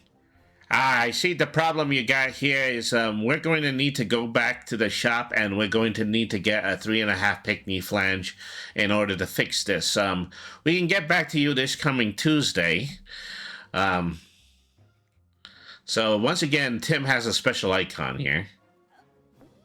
Okay, he will throw a ball and then Dog will chase the ball.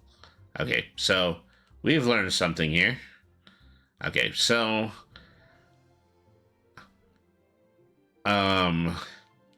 we do have a light. Oh, okay. I can already see what I have to do here. Okay, Tim has the ability to pitch the ball, but he'll throw it up at an angle. He needs to throw it up at an angle in order to hit the hamster wheel. All right. There we go. Okay, so that solves that part of the puzzle, but then he's going to need to throw the ball again in order to get the dog's attention.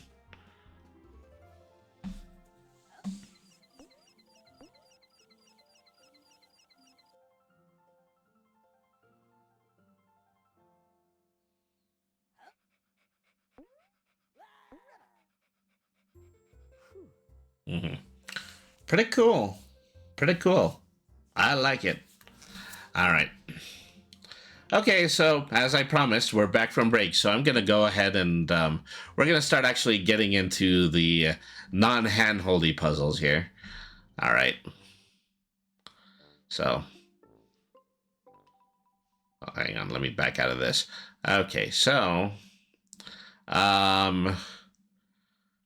say a piece of cake, medium mind boggler. So this has to be normal mode. There's like a second easy mode, and then there's a normal mode, but this is a normal mode.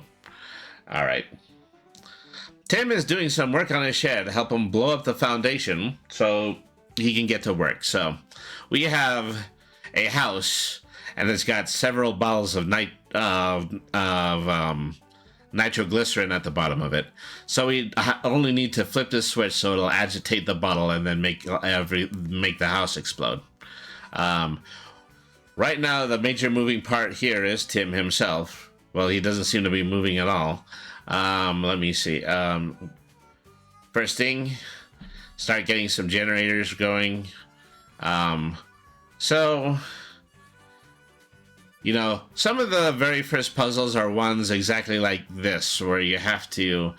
The main thing that you're trying to do is you're trying to get one thing. You need to get a ball all the way to the bottom of the stage, so in order to do something like set off this dynamite. So let's see, what can we... So I probably should not have used the power generator. Instead, I should probably use the electric motor.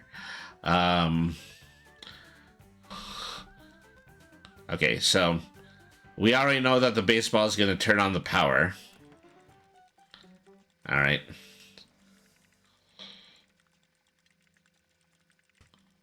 Okay, so once again, we're met with the problem that the other generator needs to be moving here.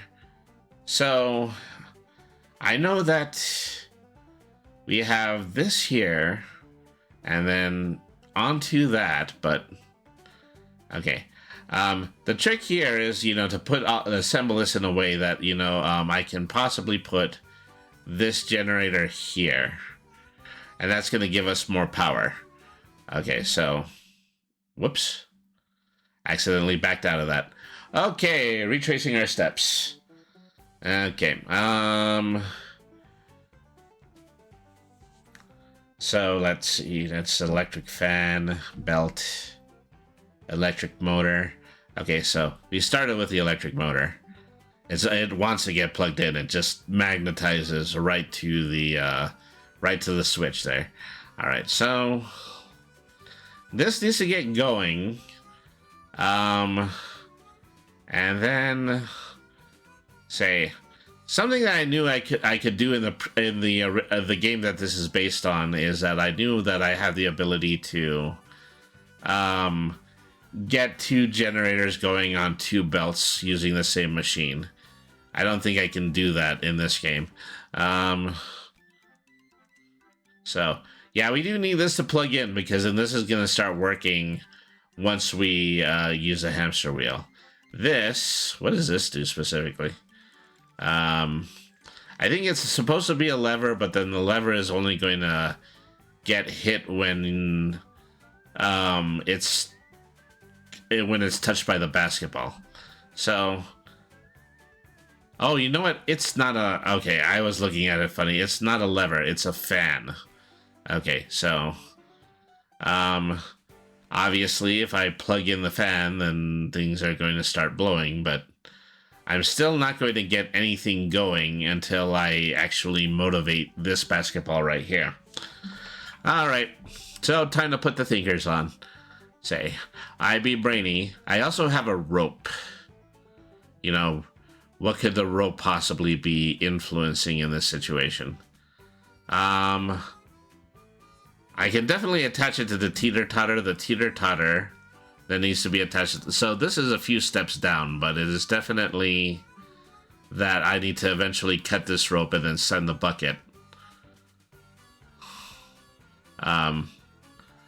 Then if this gets like hit by a ball, then it'll snip this and then make the bowling ball go off. So the only problem that I'm having so far is I'm trying to figure out how to get this pulley over here moving. I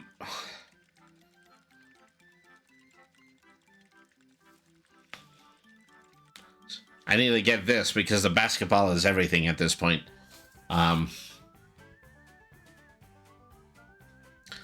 Let's see, how far and away can I put this, put the generator? Okay. And, okay, you know what, I'm actually seeing something else. Is that if I can about face this and then I can get the fan going, but unfortunately, if the ball makes it down there, then... Well, first of all, I won't know if that works until I can actually provide electricity to the fan. Can I put the fan in this slot? If I could put the fan in that slot, then I could actually blow the... Oh, you know what? Okay, I'm beginning to see it. Okay, this wants to stick here. And so...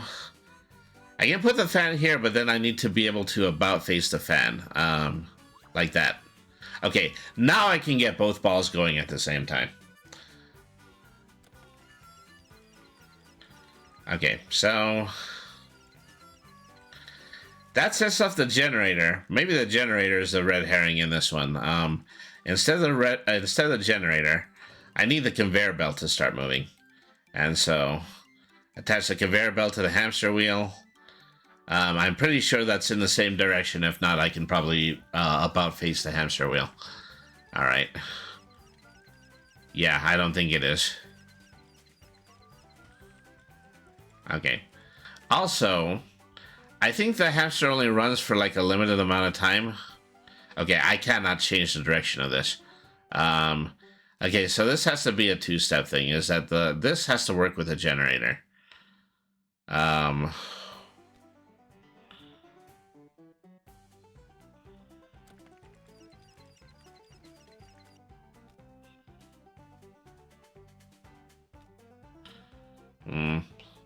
Still having a hard time figuring out where the generator goes in all this. Okay.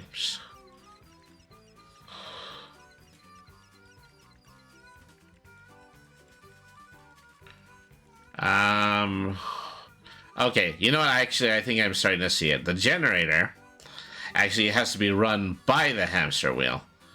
See, there's a little bit of misdirection going on there.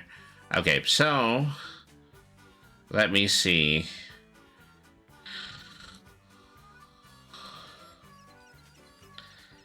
And that definitely runs the generator, but then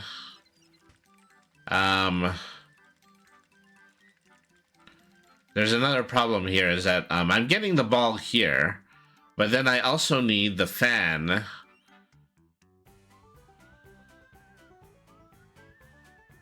So if I plug the fan in here, then I have electricity for the fan. But then without the fan in this corner, then I don't have the ability to flip on. So this is getting both of these balls moving. So obviously, yeah, I need to be in a situation where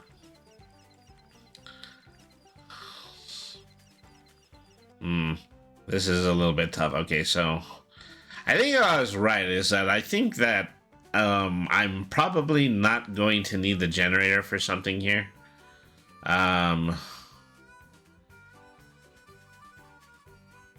For another thing is that there's really nothing else on the stage that I can plug the generator into.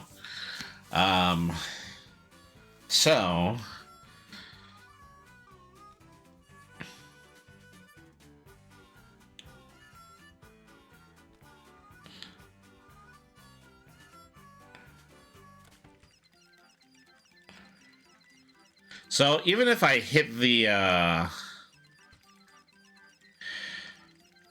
if I hit the ball this way, yeah, that's only ever going to go in one direction.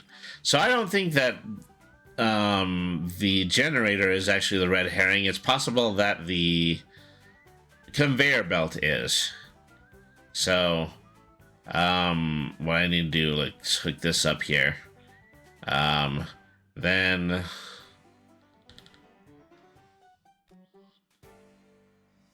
say, let me just try this configuration for a moment here. This is going to turn on the fan. Oh. Shucks. Okay, no, that's not quite it. Is that? Okay.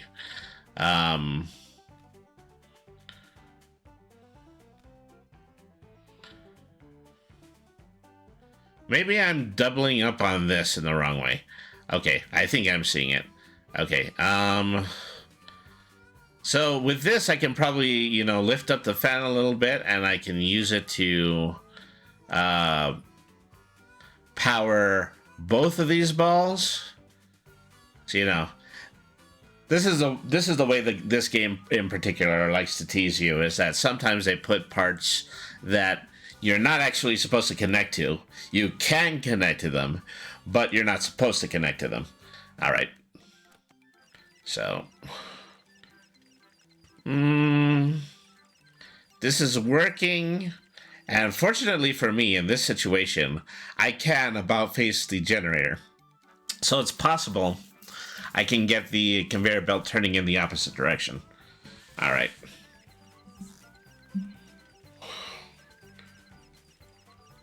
Okay. There you go. So a little bit of stretching out the old noodle is what actually happened to help us to find that solution. Okay, in this puzzle, Milton is stuck outside in a snowstorm. Get him home so he can warm up. Okay, I'm presuming this little fuzzy guy right here is Milton. So let's see if he does anything freely. Oh, no, actually, this mouse is Milton. Okay, so obviously he is going to follow the cheese into the door. So what do we got going here?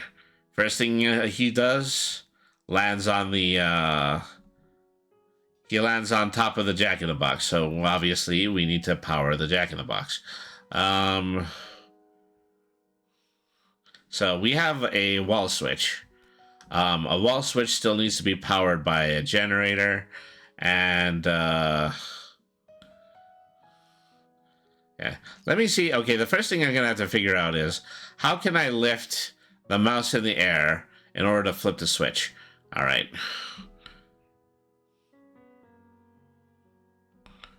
Okay, well, so I just have to continue to move this back and forth until he actually manages to be the thing that turns the that turns the doohickey on. Okay, so I also have 2 lasers, and I also have a conveyor belt. The conveyor belt is obviously what is going to turn the jack-in-the-box.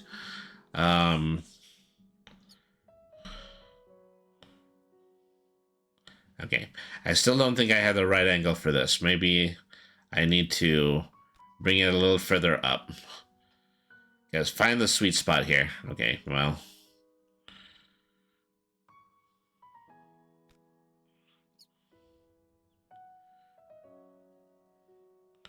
Okay, well. Can I...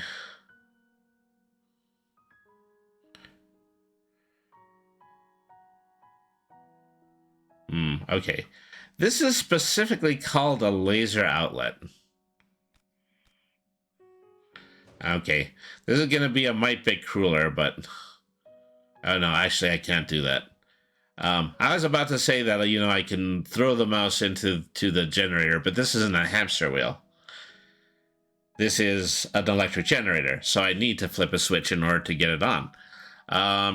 I also see that there's another power switch, whereas this switch seems to be exclusively the domain of the lasers. So what I need to do is I need to get the generator plugged in. And then let's about face that. Okay. Okay, something's amiss here. Is that I'm not getting the mouse on top of the generator with enough time for it to actually go off and then send him flying in another direction. So there's obviously a lot more to this puzzle. Yeah, so that is taking too long. It doesn't matter where I put the generator, it is always going to turn the gear. It's going to turn the belt at the same rate. All right. So, let me see. This is another fine mess that Brainy has gotten himself into. That will teach him to use his brain too much. All right. Okay, so obviously this is a part of it, but then I also have to involve these 2 lasers. Is that I know that this is going to start to operate whenever it's hit with a laser. So, what is this part? Okay. So I have a blue laser and I have an inverse blue laser. Obviously, it's a laser that fires in one direction, and another laser that fires in another direction. So, what I probably should be doing here is I should be plugging this in here. Okay, never mind the belt for the at least for the time being. You know, let's eliminate data so that we can create new data. Okay, so now the laser has the ability to point at the sensor. All right, so. Okay. Then we have another laser. Okay, so this is actually a 2-step puzzle here. So now that I have the laser working and touching the sensor, then I need to attach this switch to the jack-in-the-box, and that's going to be the switch that bounces the mouse in the opposite direction. Still doing this way too soon. So, they say this is an inverse laser. This is a laser that is always on. So, obviously it's a laser that has a battery. And I can also rotate these in multiple directions.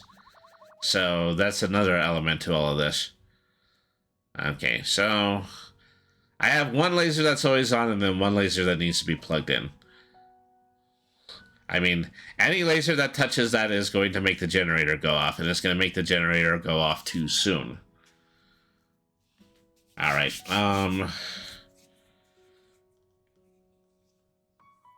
So another thing that I have to notice is that, you know, there are 2 hunks of cheese right here. There's one here, and there's one down here.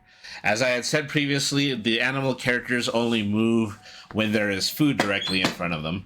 And, well, this mouse is obviously going to be follow in the direction of the cheese throughout the entirety of this. So,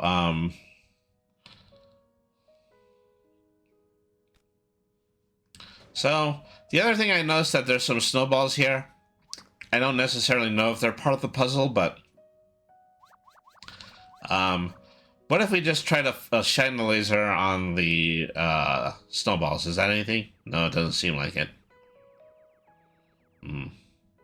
So,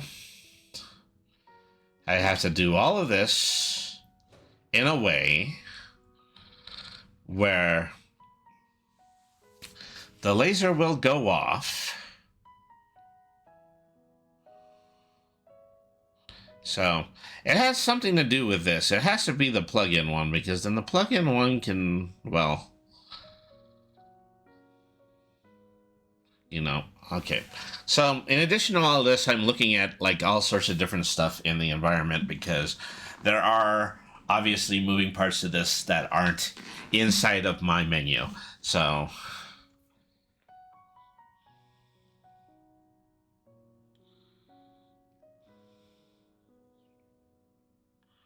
okay, so obviously, you know,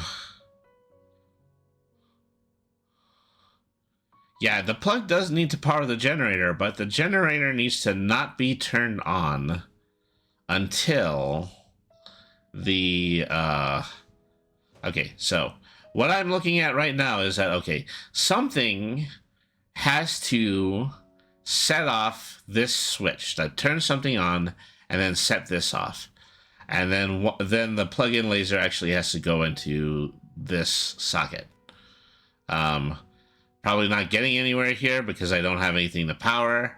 And the mouse is landing on the top of the laser, so that's actually not a good thing either.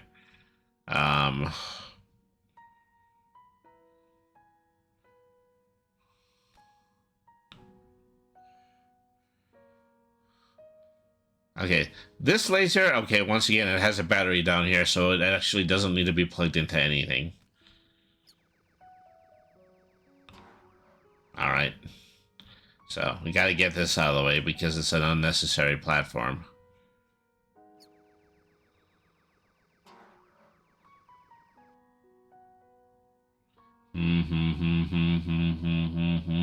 Alright,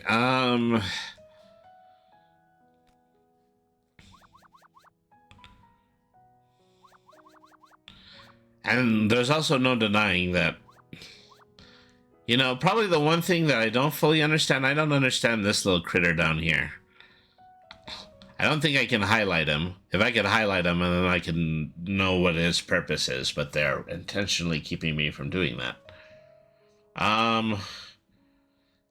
Let me just try something. Let me just try shining a laser on him. I mean, so,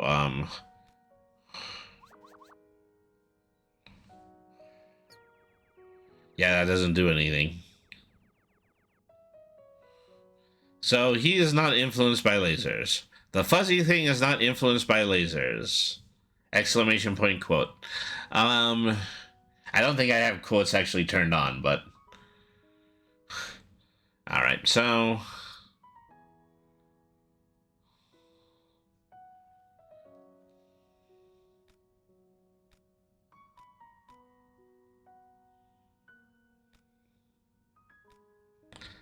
And so to top it all off, we do have an automatic socket, but I wonder if that's even something that we should be using.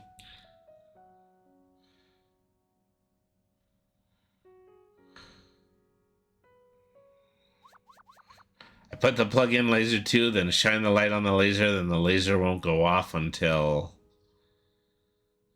Well, the laser is actually not going to go off at all.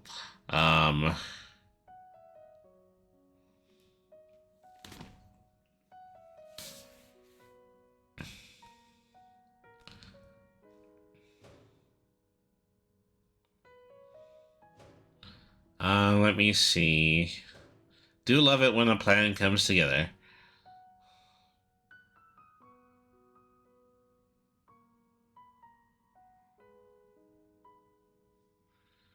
Well, I don't think that the mouse can influence the laser at all. If you can tilt it in a different direction, then it might be able to tilt it in the direction of this light sensor, but I think that's a little bit far-fetched. Yeah.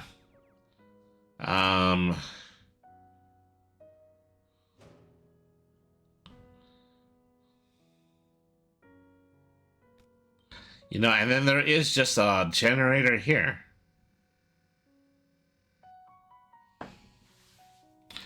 All right. So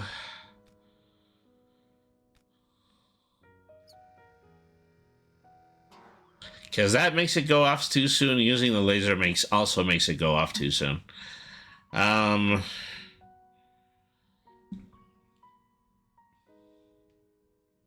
So I do appreciate that they have chosen the calmest music in the soundtrack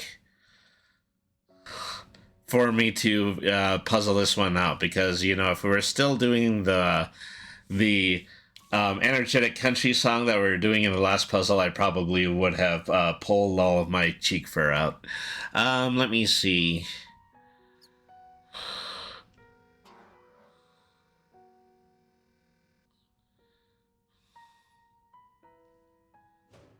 So there has to be a way in order to slow down the laser on top of the sensor.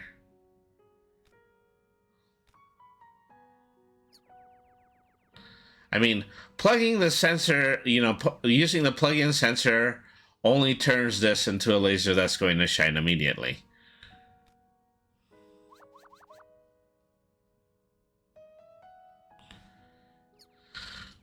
So the only other moving part that is here is the mouse itself.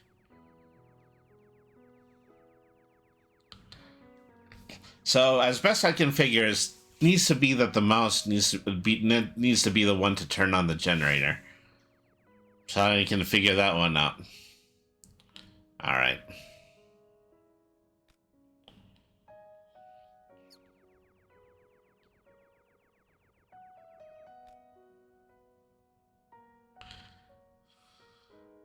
I can't point either of these directly in front of the plug, because in that situation, okay, probably something that I haven't tried is that I haven't done too much with the motor and the direct plug-in. All right, so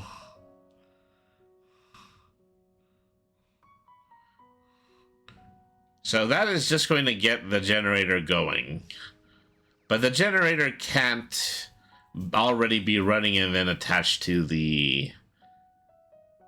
and then attached to Jack in Box. Because, you know, if I was just able to do... Okay, the generator plugged into the...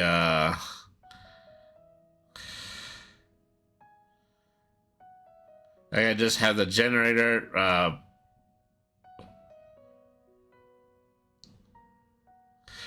If I can actually turn this switch on at a time that is opportune enough in order to put the laser on top of the switch, then that's actually what would be able to delay it.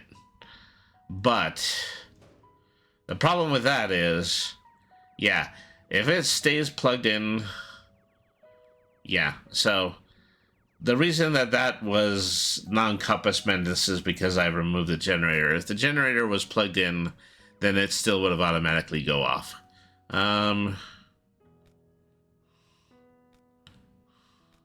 See, I wonder if pointing the light switch directly using the self-powered sensor is actually going to delay something.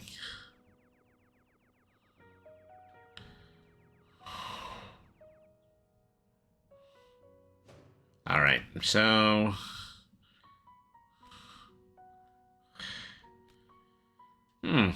Okay, no, for a half second, I thought I could actually attach the pulley to the laser. I don't know why I would do that. It doesn't make sense that I would do that.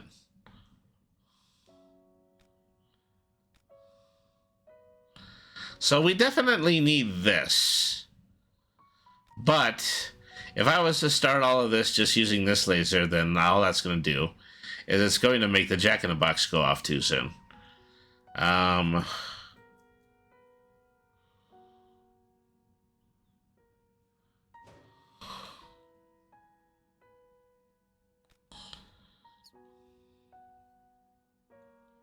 right. So there's quite a few things that we can do here. Then there's things that we have to consider, like different angles for the laser.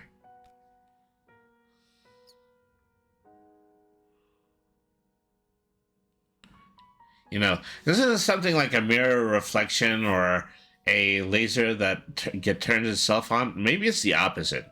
This is not called a... This is not called a blue laser. This is called an inverted laser. So, is that it would turn on automatically, but it would stay off if I were actually shining a light on it. That's at least what I am theorizing at this point. Alright. Okay, something is going on. This little configuration that refracted the lasers. Okay. The only thing that I was missing is that I really did have no idea that this would happen. But obviously that if you do point one laser to another, then they start to refract, and that's what delays it. I was just missing an important component of information there. Alright. Well, time to build the cat feeding machine. I feel as though that this is a worthy scientific endeavor. All right. Let's see. Well, we've got a rope and we've got a trapdoor once again. Then we also have a teeter-totter. You know, maybe that's the Eastern way of saying it. Maybe it's seesaw to everywhere else in the United States.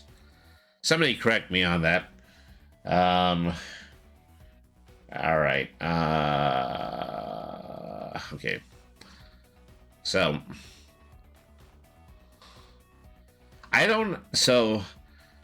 what's significant about this is that I have no balls in the menu. Is that since I don't have any balls that I can directly take out of the menu, then I can't drop them on anything. So I just need to figure out how to use the balls that are already on the stage. Okay, I've got a bunch of pipes. You know, definitely set that up so that... So I've got to set that up so that something happens with the pipes that'll get them going in a certain direction. Okay. There's also another object that I have here that I haven't quite experienced yet, and this is the bullseye. See, the bullseye, no doubt, has to be a type of a switch. It needs to have something fall on it, and the only ball that is falling is the one that's in the corner. Game Night says, teeter-totter and seesaw are interchangeable. I grew up hearing both. Okay, well, let's go ahead and let's... Boing, boing... Okay, so I've done this in several other iterations of the Incredible Machine. Obviously, I use this ball to impact on the scissors and set the Zeppelin forward. The Zeppelin is going to push this into the tunnel, and I'm assuming that from that point I need to arrange the pipes. There you go. All right. He's going to push that down, and then that's going to fall through. Okay. Maybe I need to do this in the portal style, is that I can angle one pipe this way, and then angle another pipe this way, and then this should set off the rest of the contraption, is that after this ball falls, it will actually end up curving up, tapping the other, tapping that other ball, and then dropping that onto the pair of scissors, which will drop the bucket, and then the only variable here is the string. Is that if I have it attached to the wrong half of the seesaw, then this isn't going to work. So let's play it for now.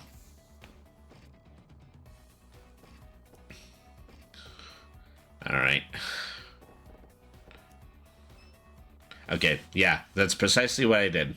Is that I remember spending a lot of time in the original version of this game either screwing up the conveyor belt or screwing up the teeter-totter. So this is exactly what we're going to be, what we're up against here.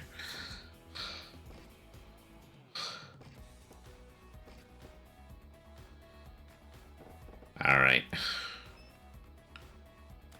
There we go. Say, we have done a good thing today. We have successfully given a cat a meal. And also, speaking of doing things for a good cause, is that for the entire month of April, I am going to be accepting donations for the Autistic Self-Advocacy Network. Anybody who is interested in donating, please hit the QR code there or type !donate in the chat. Let me go ahead and give that a try because that was working a little bit funnier earlier. Okay. That was giving off a dead link. All right. No. Okay. I obviously have something wrong with that chat. I'm going to need to change the exclamation point. I'm going to change it to fish stick because that's the other important part of this is that if you spend $20 or more on the campaign in this campaign supporting ASAN, then I am going to give you what I call an ART, is a custom-made image of a fish stick with any type of outfitting or clothing or customization that you would like. So yeah, 20 bucks will get you one of my fish stick ARTs that is going to be is delivered to you in a transparent GIF. You can use it anywhere, and it's really just kind of the completely daffy way that I am monetizing this very good and worthy cause. So, okay, I'm gonna go before I move on to the next puzzle. I am going to fix this thing with the cloud bot because I'm not going to be able to do this successfully without it. Okay, so commands. I'm going to add a command. ! Fish stick. Okay. Okay. And then I have to copy paste the material that was in here before. I just have that on a timer now. Okay.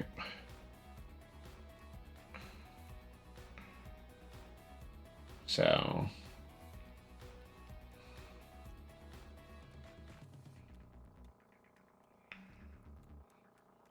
Well, it's also pretty telling that I set a timer for this. I haven't seen it show up in chat yet.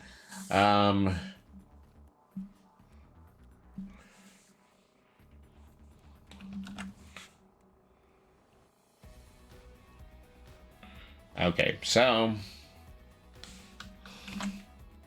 wait.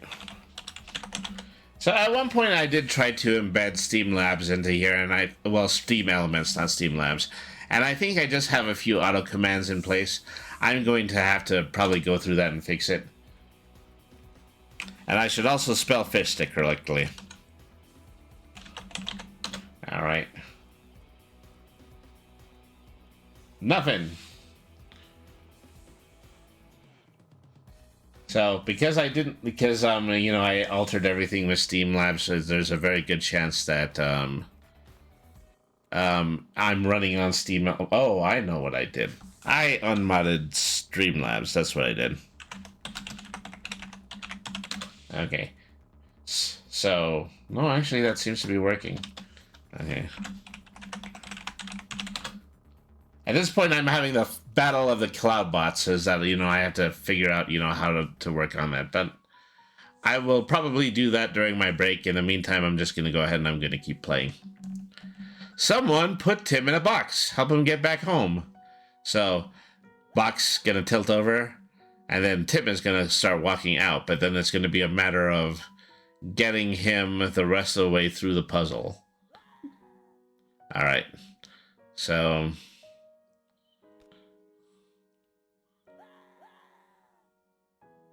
you can hear him yell a little bit when he comes out of the box. I am the man in the box. Okay. So we have a flashlight. So I'm assuming part of this is, you know, trying to get him to fall on the flashlight switch. Ah!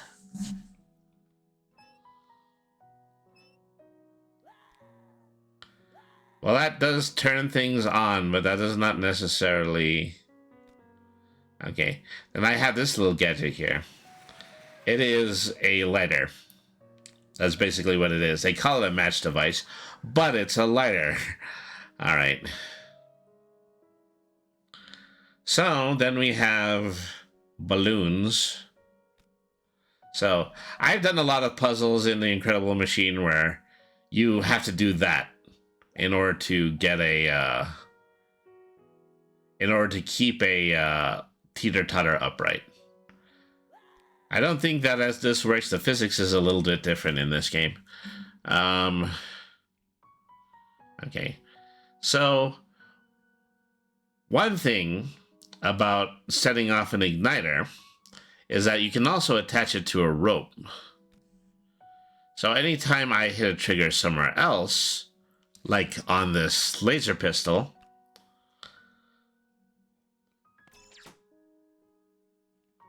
okay, so the ray gun is a fixed part of this.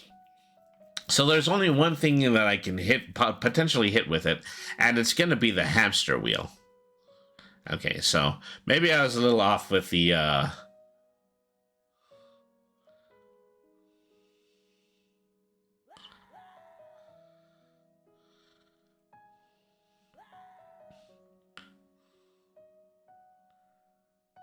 Okay, so I'm pretty well convinced that, you know, it's sound for me to say that this teeter-totter needs to trigger one of these two things. I'm assuming... okay, no, actually, I'm starting to see a little bit more of the moving parts of this. Okay, I need to start the hamster wheel using the balloon. Okay, then...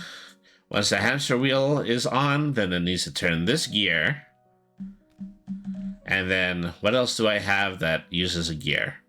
I have the conveyor belt. Oh. Well, this is one thing I can do. I can just go ahead and I can reverse the conveyor belt.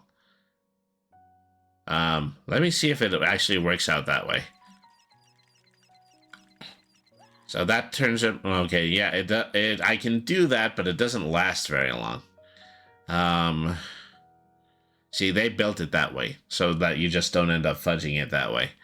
So, I think, yeah, this does show what, you know, my purpose, the purpose in all of this is. I need to get Tim moving in the opposite direction. So... there's a few other pieces I haven't used yet. I have a magnifying glass and I have a flashlight. So we know that if Tim touches the flashlight, then it's going to turn on. And then the light is going to reflect elsewhere.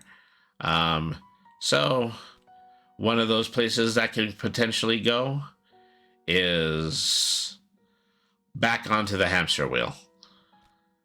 I don't know if that actually makes too much sense, but...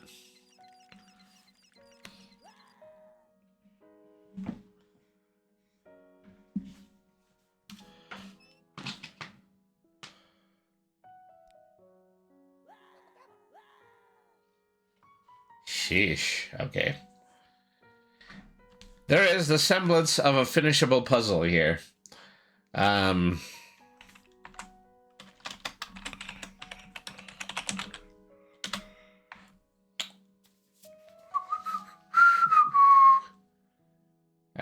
Maybe my cloud bot is just turned off.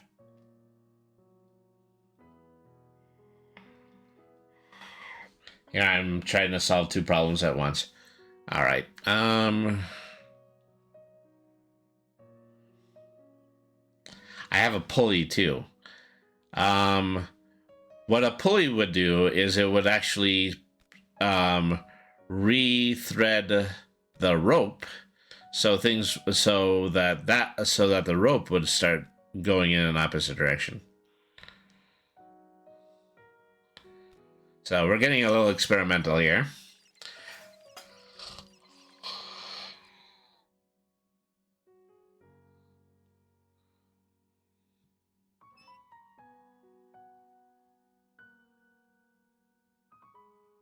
Okay, hang on. Okay, so I think I'm starting to see some parts here that actually might be unnecessary. Let's put the belt back. Okay, this is still attached to the conveyor belt.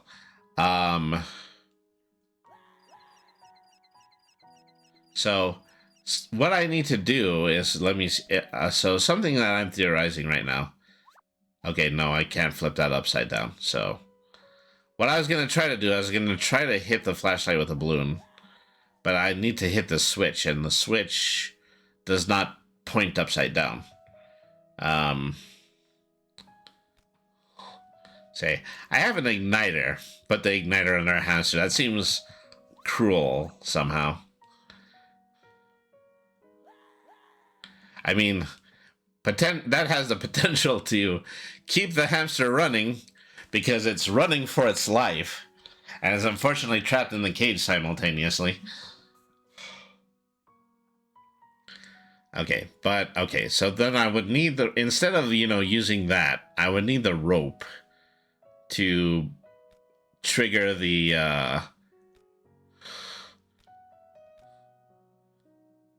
not to trigger the laser, instead I would need it to trigger the, get triggered by the teeter-totter. Okay, well, like I say, I'm not even entirely sure this will work, but let's go ahead and take a whack at it. Nope. Okay, that actually did turn on the lighter, but unfortunately the lighter just seems to have no effect on the hamster. We'll be right back. Ooh, boy. I got my work cut out for me with this one. All right.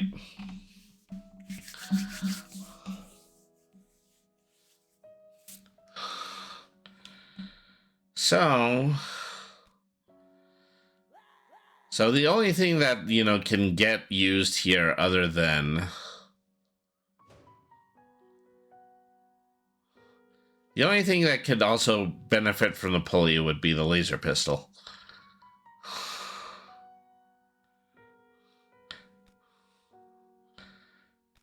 And so I'm operating on the belief that, yeah, this is supposed to pull something. Maybe if I angle it this way.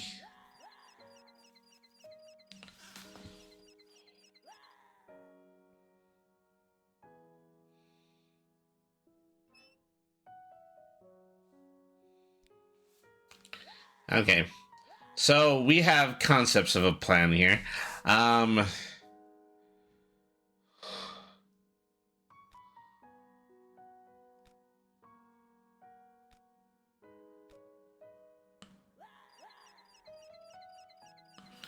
right.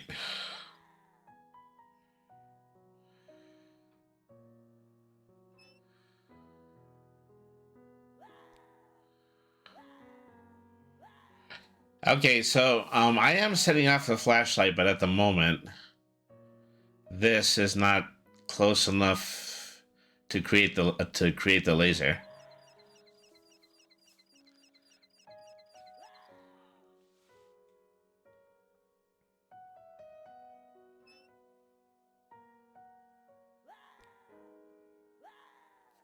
Okay, that is not turning it on at all. There actually might be... Okay.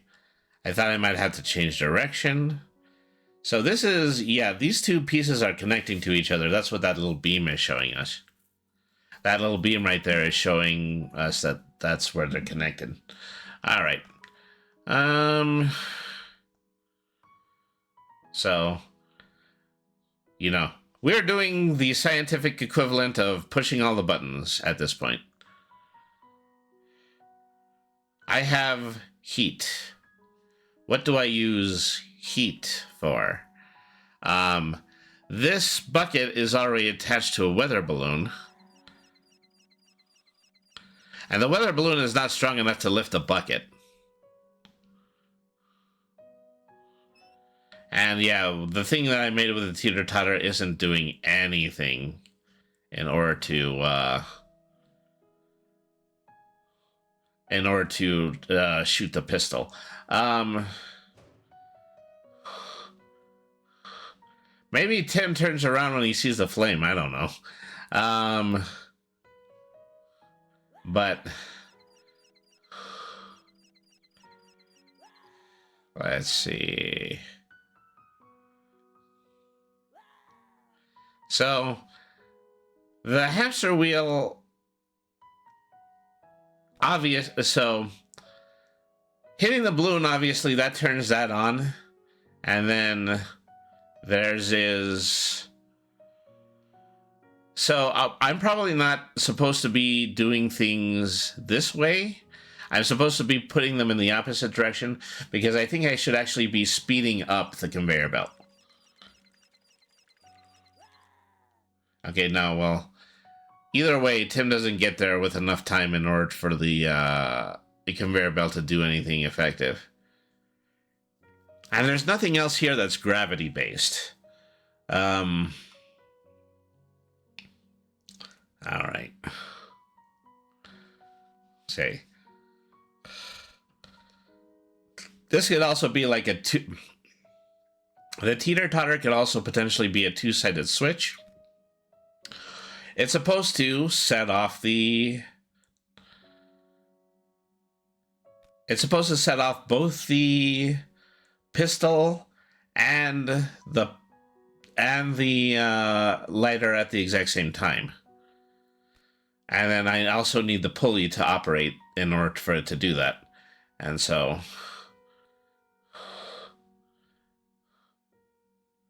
So that pulls that tight, but then... Well, if I hit play on this, I know then, yeah, this is loose. So that's not actually... Okay.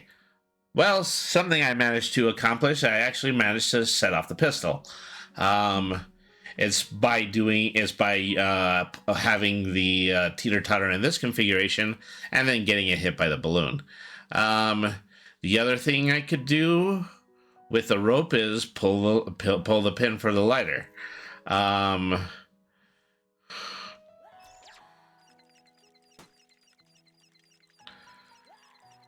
See, in that situation is that, I don't know, that gives Tim a little bit more time in order to get on the hamster wheel. But, you know, since the pistol is a fixed thing, then I'm pretty sure that's the direction that it's supposed to go.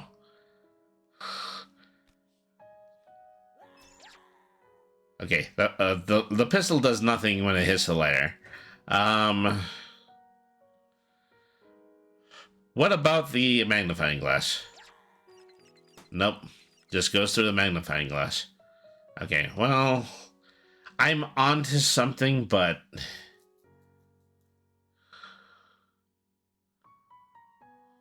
Let me see.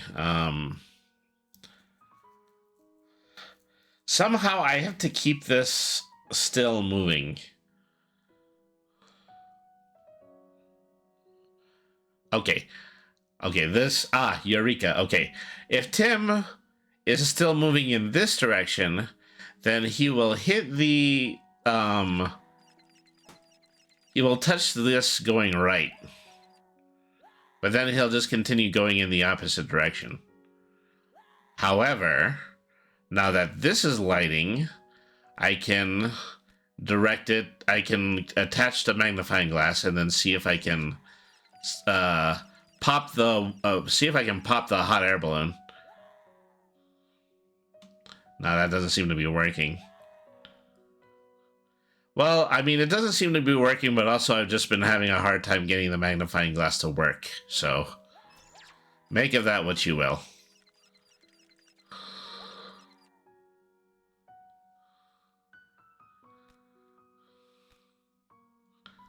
Okay, yeah. Use this to focus light and start fires.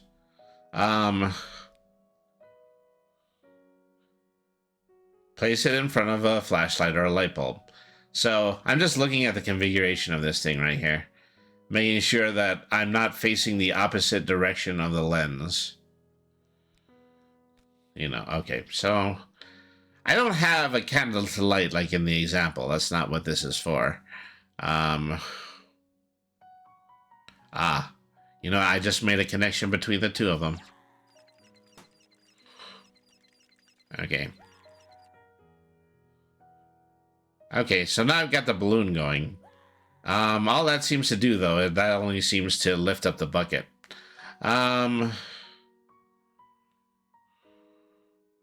Okay, well, we're definitely making progress. That's the important thing.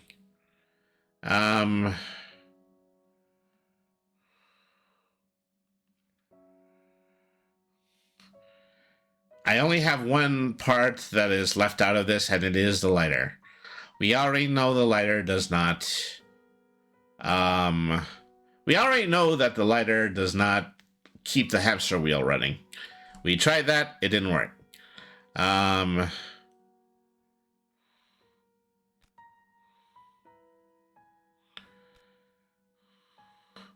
I could also do something where... I could also, like, do a little trick where I can attach the balloon to the lighter, and then the lighter will pull things loose, but... Let me try this first of all, is that if this is arranged in this way... Well, if this is... well, no, that actually doesn't work because I've got attached to the trigger. What if I do the opposite? Alright. Okay, this is a little bit haywire now.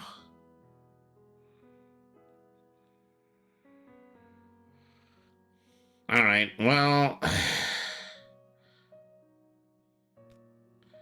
See, the other thing that I can do is I can potentially pull things using the balloon. So, if I just hang the balloon here... Yeah, that sets off the... Oh! This is significant because... If I do that, then that keeps the laser firing. And then if the laser is firing, then I can keep the hamster wheel turning. Okay. So yeah, there we go.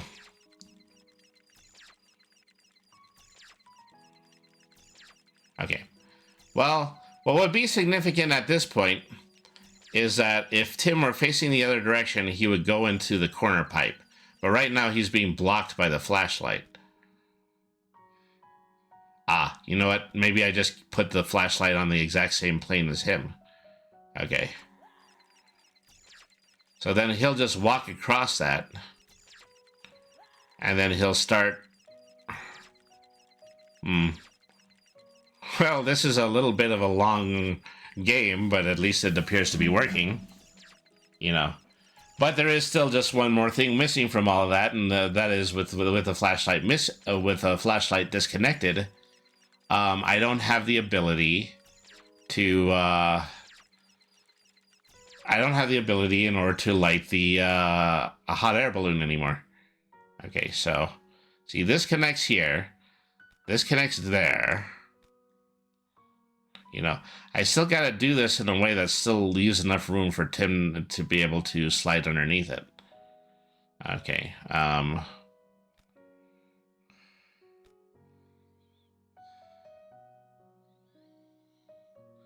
You know, and this is leaving out an awful lot of, you know, material that I could potentially be using, like the lighter and the seesaw.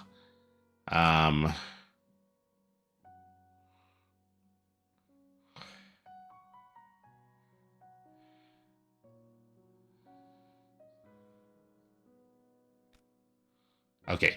No. Okay. I'm starting to see this. Okay. I need to be able to hit it at the end of the, yeah. Is that while it's at the end here, then I can still drop Tim. You know, I don't think he's going to go through the pipe, but he's still going to fall in the proper direction. All right. So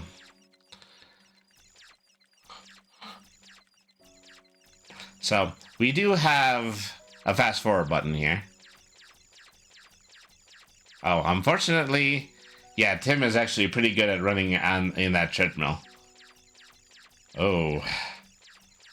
I think I broke things pretty badly there. Okay, that one's on the recording. Your old buddy Brainy has just slain a tiny man using a cardboard box.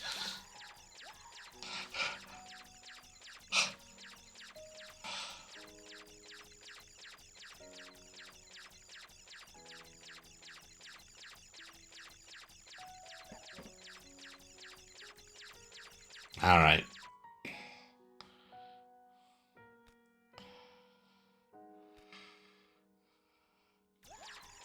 Okay. Maybe it'll make a difference if he falls onto the flashlight. Cats are the most prolific... Oh my god. I was trying to give a response to that, but while I was doing that, I accidentally made Tim fall into the bucket. Cats are the most prolific predator after humans. Well, you know, this is also the reason why we get along so well with each other. Right.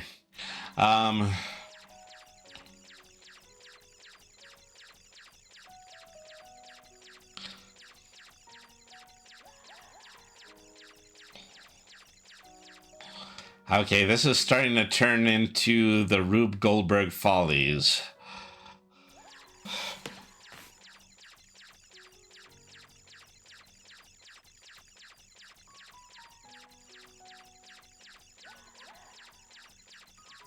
Okay, that nearly worked. The only thing that was disconnected in that situation was the hot air balloon. Ooh. I'm getting a triple beam here. That doesn't seem like it. If I were to leave it like this, maybe the balloon would pop.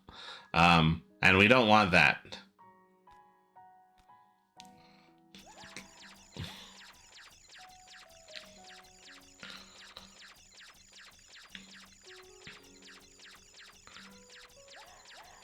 Oh, well.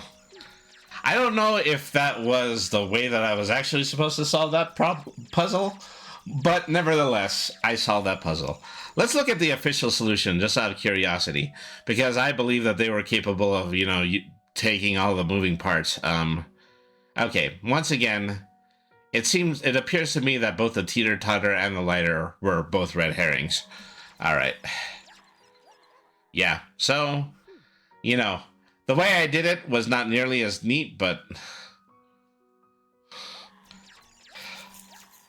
You know, they just managed to do things a little bit cleaner. That's what the difference is.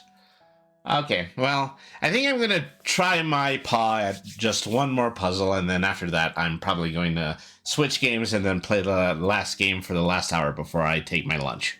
All right. Tim's ship just ran into a huge iceberg. Help him blow the explosives he rigged up. That is definitely a sentence that came out of my mouth. Okay, so I have a candle, and the candle obviously will make these start to boil if it is high enough. I also have a pinwheel, so this is distinct because this is a pinwheel and not a fan like it was in the previous one. So it probably does need to be attached to a fan belt in order to be moving. Let's see. So, yeah, let me hit play on this. So, the only thing that could even be mistaken for a moving part would be the candle right now. If I put it on this platform, does that make it tall enough in order to actually set off the... Okay, there we go. Okay, so, first solution. Okay, we've got the pinwheel moving. Then... Clearly, a conveyor belt needs to go here. You know, because here we're in a very funny situation because I could be moving this with the hamster wheel, but instead I'm moving it using the pinwheel. So, go fish when it comes to that.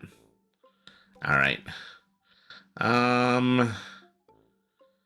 da da da da da da da da da da da da da da da da. Okay.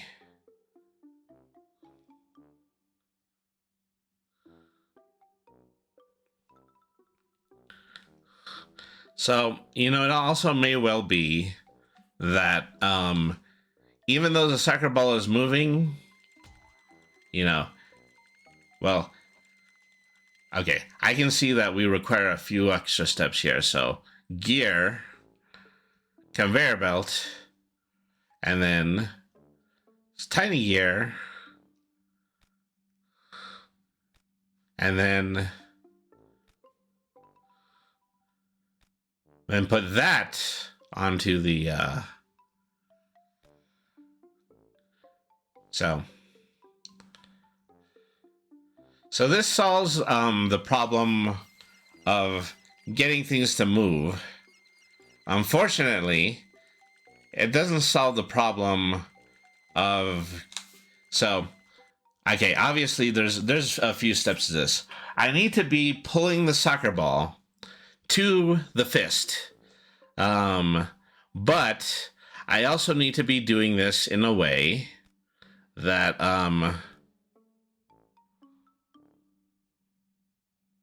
okay, put this just aside so that I can swap these two conveyor belts. Okay, okay.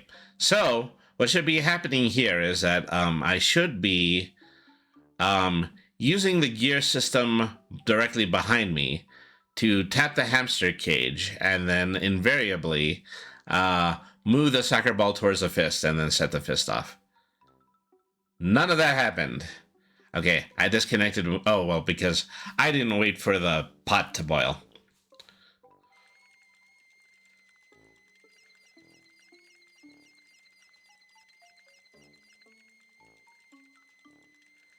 Well, that moves that there, but then we have the problem of,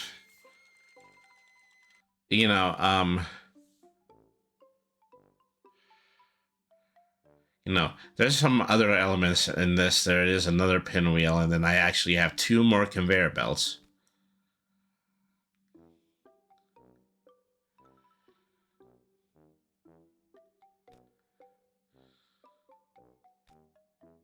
Okay, so I'm probably barking up the wrong tree when it comes to this section right here. Because rather than having that move, I need to have these gears over here turning. Also, this doesn't appear to be attached to anything.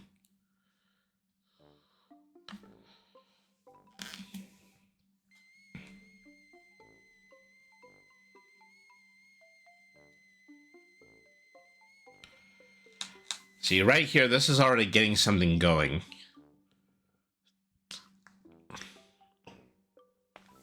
The other issue I have is that if I get the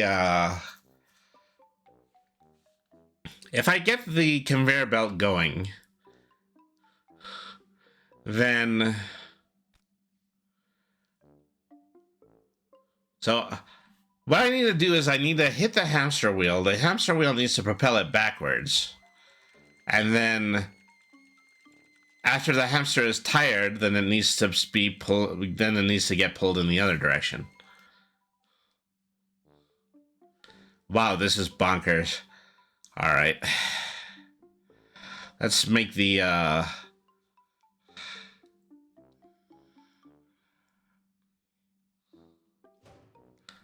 let's make a new gear assembly here. Is that we actually might need 3 gears turning at the same time in order to get everything going in the direction it's supposed to.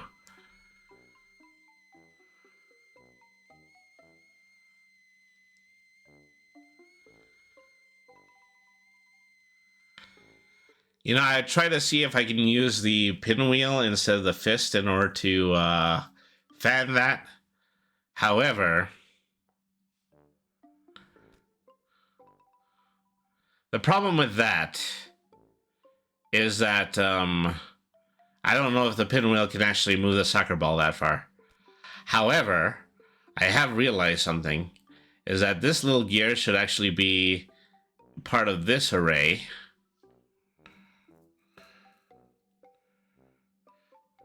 I should, instead of putting the gear assemblage here, I should just put it like and create like a five gear cycle in the middle of the whole stage.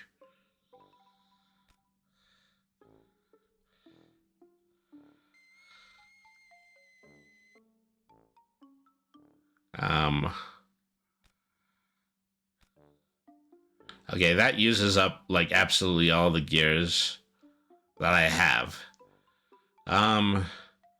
Okay, that's not gonna work out, unfortunately, because the power gears are really the gears that are in this section.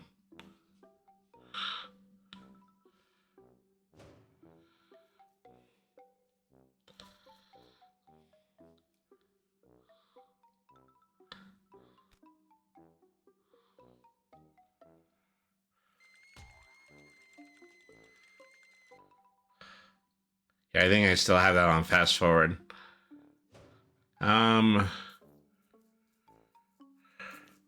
So there is definitely something I'm missing here. It does require all of these gears to be turning, and then it also requires the pinwheel.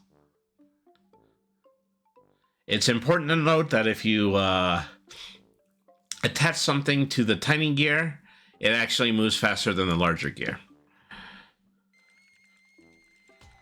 All right. See, I have to rig this in a way where this one is moving backwards.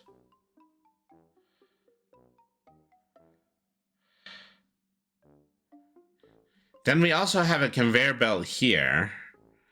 I wonder if I'm actually supposed to put gears on the conveyor belt so that the candle is moving back and forth and lighting both of the kettles.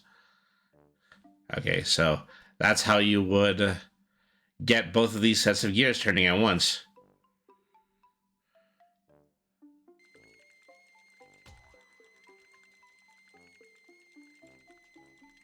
Okay, but this is... Okay. Okay. I have 3 more conveyor belts here. I need to take one. I need to attach it to this conveyor belt.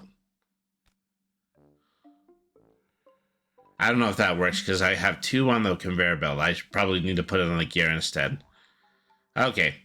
Well, I just created a physics nightmare for myself.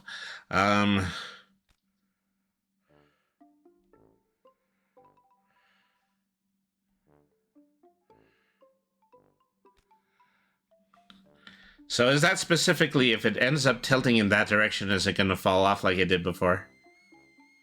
No, well, now I think I have too much tension. I don't think anything's going to move now. Yay, physics nightmare. All right. So I've already seen that if the candle goes left, then it's going to fall off the conveyor belt. Okay, so I need to get going in the opposite direction, so I think I'm going to have to use the tiny gear.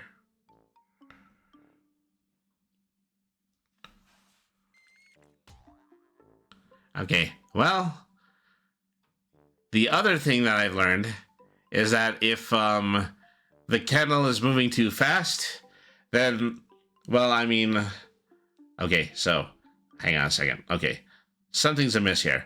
I need to make sure that this is on the large gear, not the small gear, because the small gear is too fast and it's knocking over the candle.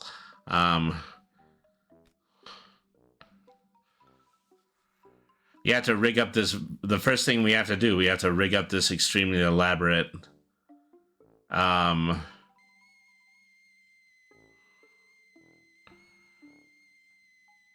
say this gear system here. Okay, so now we have what the electrician tends to refer to as the two-way switch. Is that I can go ahead and I can turn on this belt a little bit, then move the candle over, and then turn on the other belt, which I am assuming also requires a pinwheel and requires another gear. But that's the thing, it's going to move left, and then it's more than likely going to stay right.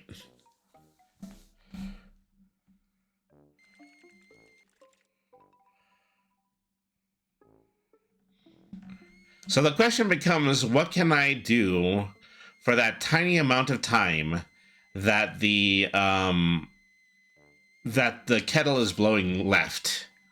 Okay, I am already of the belief that I can use it in order to push the soccer ball to the left. Let's see if that works. Well, wrong gear. Again.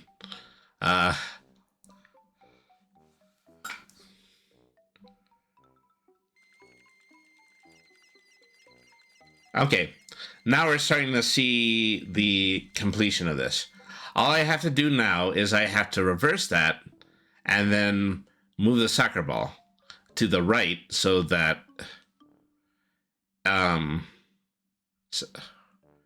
okay, so this is another element of this. I need to actually take this soccer ball on the left.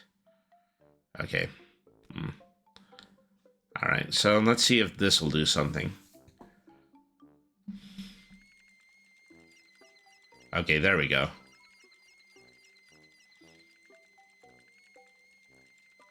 Okay, but I have disconnected something. I have, taken this off of this conveyor belt. And I actually need it to be there. There is one spare gear here, and it is the tiny one. See if I can get this to move left. Actually, I don't think anything is attaching to this conveyor belt. I think they just leave it on the hamster wheel.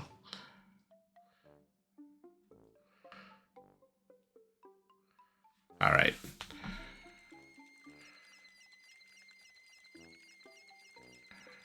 Okay, then the hamster should stop. But this keeps turning. Okay. Well, I've just lost my two-way circuit.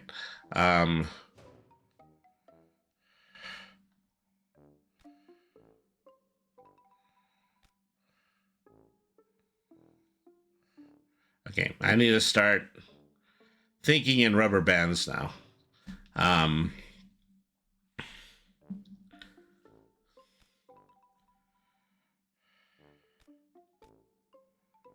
There we go. Something like that. Hit play. Okay, wrong direction.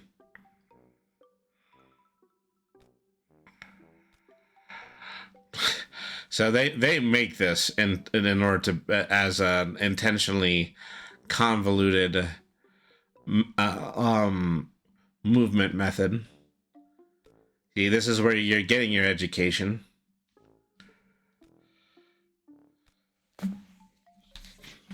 The lights are on, but the hamster is dead. Precisely.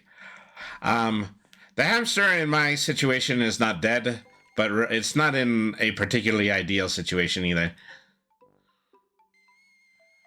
Okay. So, okay, I've got this turning in the direction I want it to again. So then, I already know that I can't influence this one.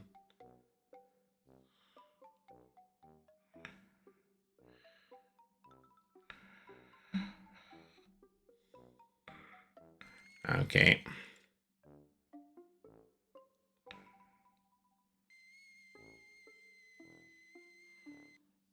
Okay, this unfortunately is attached to nothing. So I'm pretty sure that, yeah, I can't have this go two ways.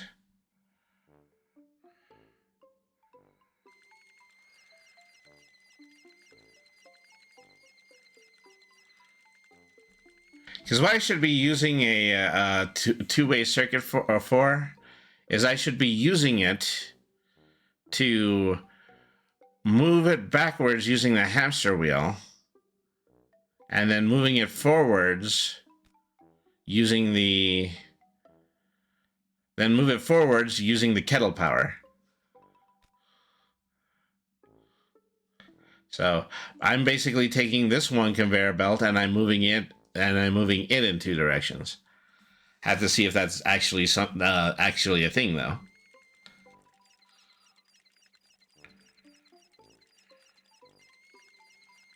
Okay. I have the right idea. However, I have two of these crossed. Okay, I need to put this belt here, and I need to put this belt, yeah. All right. So that way, they'll all move in the proper directions once the circuit is turned. Okay.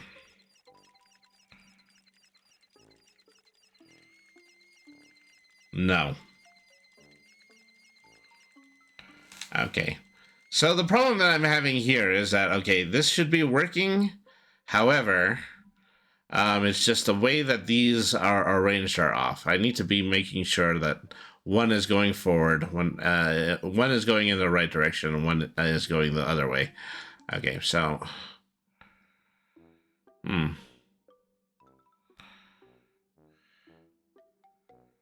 Okay, then... Oof. See, I think I might get my wires crossed again here. Yep. You can't turn two belts, you can't have two belts and then have them turn different directions. I think that's what my issue is here. Okay.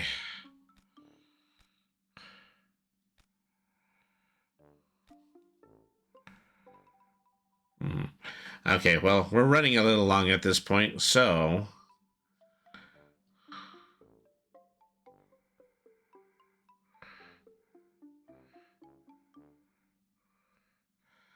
Well, you know, I hit the reset button. I think I might as well should have at this point, because I'm starting to lose the I'm starting to lose touch of the way that things are supposed to be, of the direction that the gears are supposed to be turning. Okay, so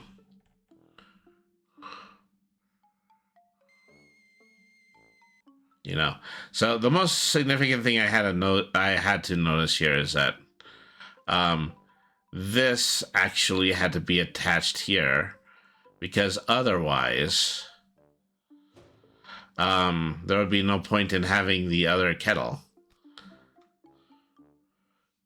So let's try to do this in a progressive way. So first thing you got to do, create that initial circuit. All right. So now that we know that that is going to travel in that direction, we can attach this belt to this. No. I can't be attaching to the belts. I should be attaching to the gears. Okay, so yeah. First of all, here. Second of all, here. Except I need it to be going in the other direction.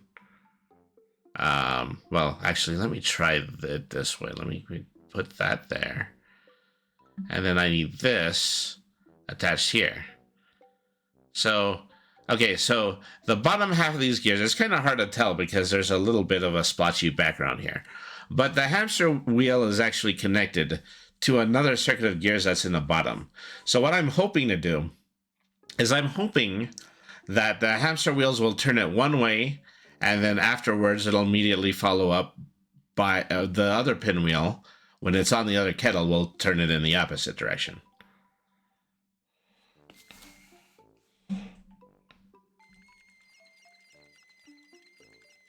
Okay, it is working, except it's still not going the right way, so I need another gear.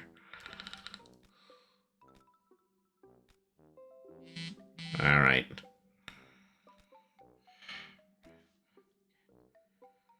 Okay, Sorry about that. Somebody's sending me a text message. All right.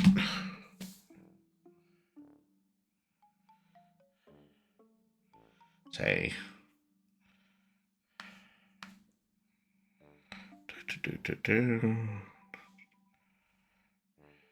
Okay. Okay. There we go. Let me take care of that.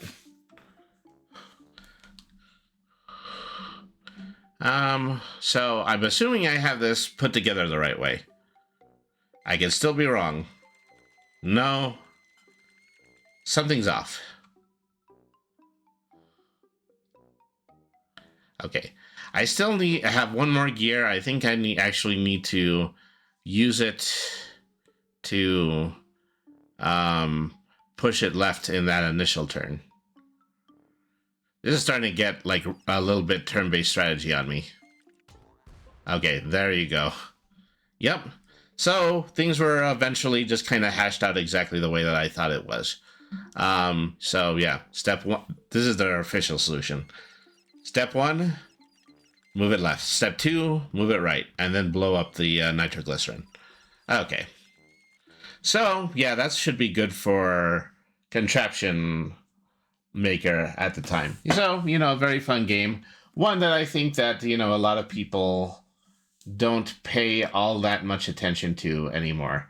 Is definitely a sleeper hit on Steam. You should definitely go and take a look at it if you found any of what I was doing amusing. Amusing. Okay. Let me just take a quick glance about what else I have installed. I'm pretty sure there was one or two things that I wanted to try. And so I'd probably have like 1 more hour in order to play one more game. And then we'll go on to lunch and the Cartoon Club. So, Pedal Clash actually might be a good one. Then we also have... Well, okay, I have a really interesting looking game called Shakudo Underworld. And so it is basically a game where you make sushi out of eldritch monsters that live in a cave underneath your sushi shop. But, you know, that one is actually very cool as far as concept goes. So I'm going to want to potentially save that for another stream because I actually want to devote some good time to that. Let's see. So I'm just kind of looking at, you know, the smallest games that I could possibly play. Some of the games in UFO 50 definitely fit the bill. Then we also have Pedal Crash. I feel like still in a bit of a puzzling mood, so I'm going to go ahead and I'm going to play Pedal Crash. Okay. Okay. I don't know what the difference between online and offline mode is. Okay, so Pedal Crash is a really interesting game. It is a game that is effectively supposed to be something along the lines of Puzzle League or Tetris Attack, but it's also completely original, and it also has a graphics scheme that is very similar to the Game Boy Color. Okay, so let me see. So we're gonna go and take a whack at this. So they're in the middle of making a very a much higher end version of this game, and it's going to be re-released on Steam. But then that's going to have 16-bit graphics as opposed to the graphics that they have here. Okay, so let's see. Oh, I see. Well, what they want me to do is they actually want me to just be permanently connected to a online server. Instead of doing that, I'm just going to go ahead and start playing through the story mode. All right. Okay.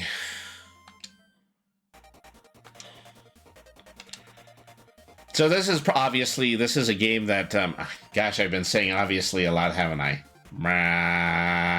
Okay, this is a game that what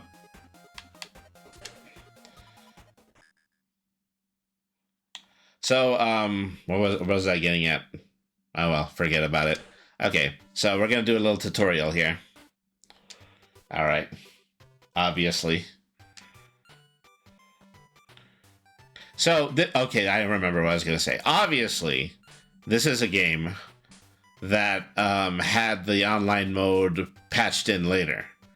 And sure, when they make an upgraded version of this, then obviously the thing that they're going to do is that they are going to add the online and offline modes together instead of just having them somewhat cobbled together in this version. All right. So so it's pretty clear what your objective has to be in this game is that you have to put together any two blocks of any color. You only have the ability to slide them in one direction. And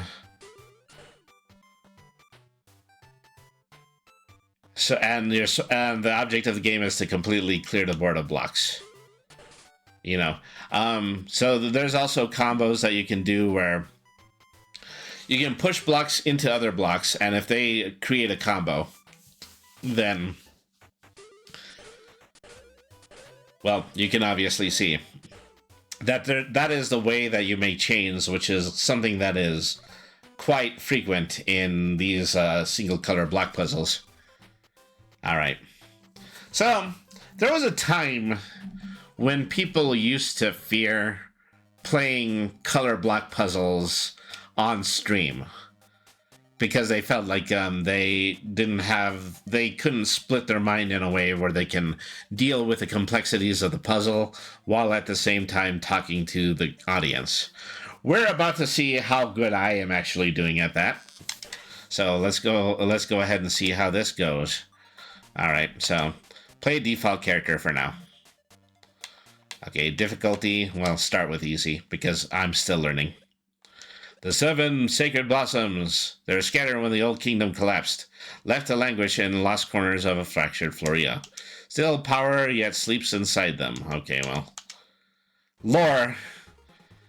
At last, is what I've read, but it's just as exciting. The records don't agree on the specifics, but it's likely a myth. But myth or fact, legend or history, it's knowledge worth pursuing either way. Lillibri is starting to sound like a tiny me. Besides, I have a sacred blossom of my own. This lily's proof that there's some truth to the tables, isn't there? Maybe I think so, I'm not sure. To be honest, I've been putting out this journey for a while. Okay, well, she happens to be a librarian as well, so this is a very me-coded character. So, in story mode, of course, you face off one-on-one against opponents in that Puyo Pop style. You know, you're standing in the way, therefore I will challenge you to a Petal Crush battle so that you can, I can be victorious and be able to move on to the next stage. Until it gets progressively harder and harder, and then the boss is going to be freaking impossible. Alright.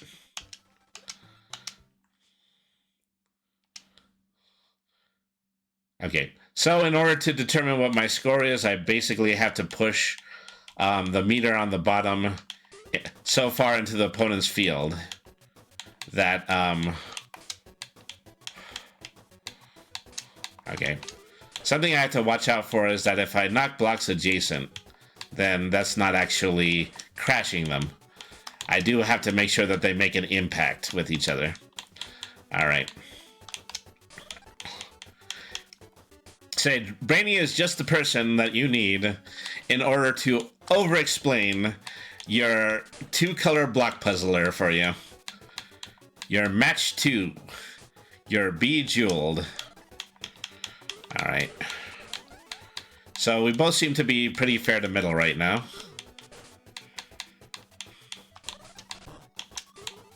Get a nice 3 combo there. Alright.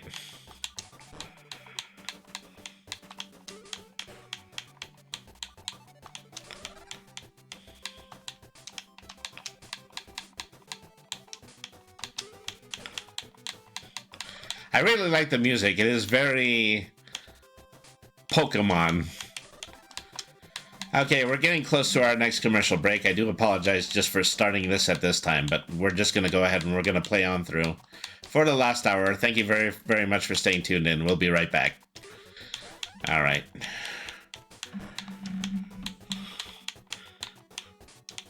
I'm not doing badly. All right.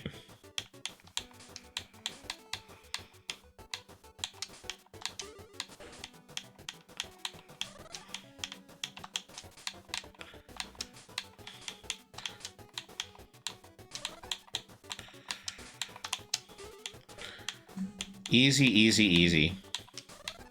You know, and I happen to just have a personal love for these games.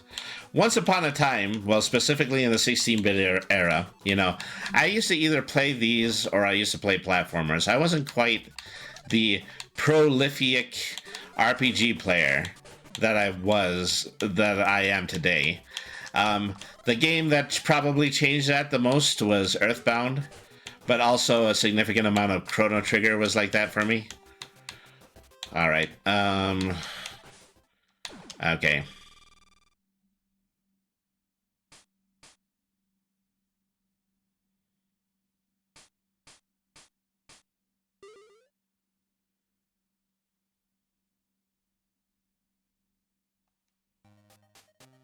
So, well, the first guy was easy enough to beat, but now on to the other people who are twins. Because having twin adorable anime characters is also a very regular feature of these types of games. Don't ask me why. Alright. You know, they're having a friendly conversation. You know, it's going to, of course, end in them challenging each other to a pedal crush battle. Okay. This is where you can anticipate the difficulty to ramp up substantially. Alright.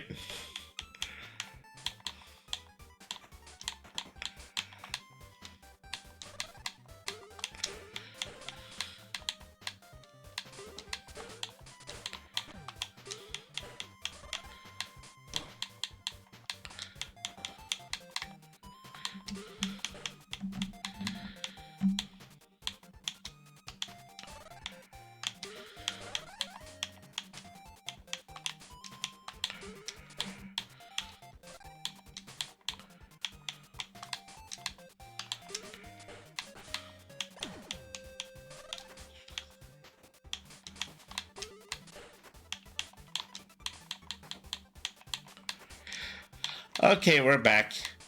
And, you know, I just have to confess, you know, I do truly love these types of games. You know, I probably should have called myself Brainy the Strategy Game Cat, but that doesn't quite roll off the tongue.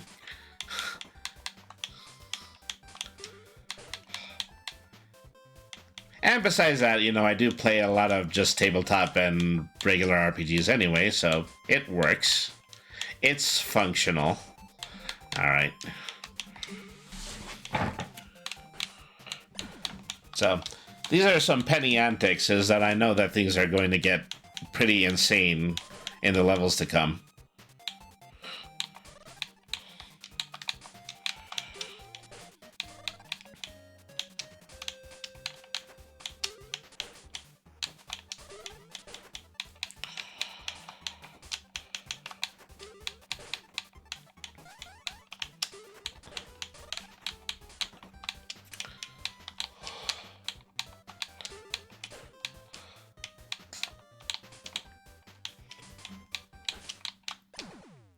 Okay, well, they're toast. Pass the butter. I am playing this on easy mode, so maybe this is really what my first yardstick is going to be, is that how far can I possibly get in easy mode, easy story mode. All right.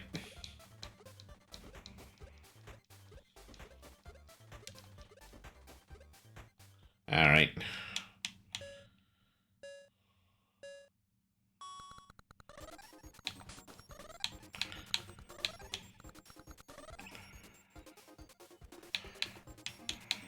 Okay.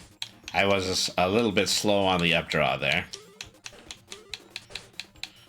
So, oftentimes that I challenge myself by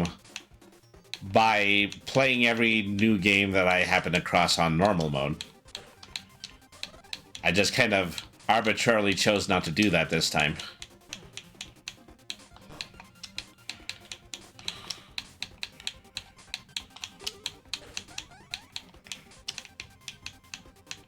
All right.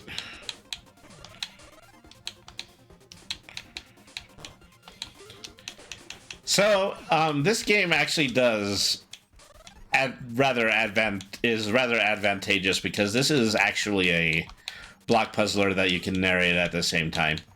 Okay, clearly I am doing much better than the opponent because the opponent's field is almost completely full.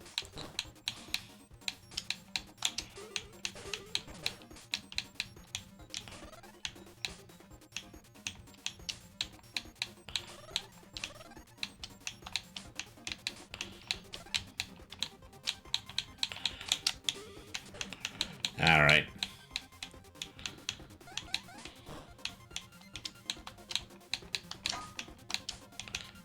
I got some junk blocks here, and the junk blocks are giving me trouble because I can't move them. I believe in order to remove them, I have to crash 2 blocks right next door to them. Or maybe even crash into them. Okay, this is getting a little bit more disadvantageous, but things are going well.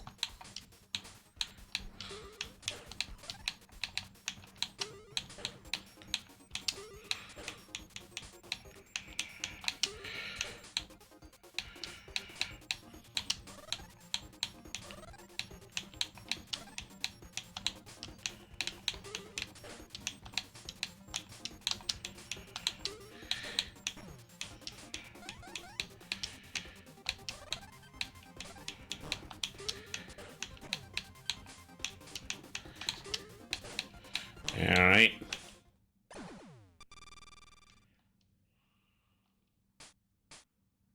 Crash into them. What is this? Dave Matthews song?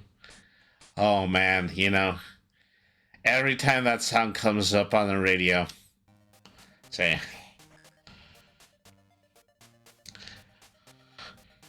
I roll my eyes faster than an Italian on blood pressure pills.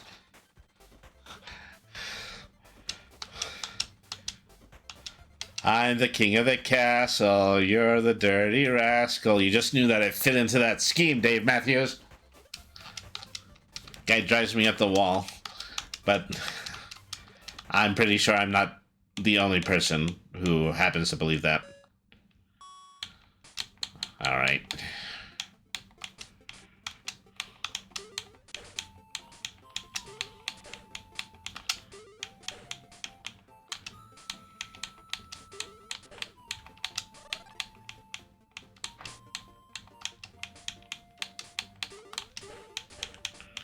And since you're a cat, definitely not for me. I don't know. I'm not sure what cats have to do with Dave Matthews. But then again, you know, this is not a subject that I'm particularly versed on. I don't spend a significant amount of free time listening to music that I don't like.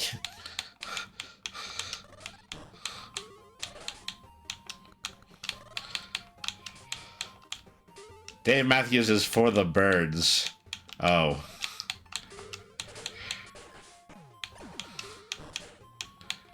You know, there was a significant amount of time that I was listening to the other guy. Gosh, what was his name? John Mayer. I was listening to a lot of John Mayer.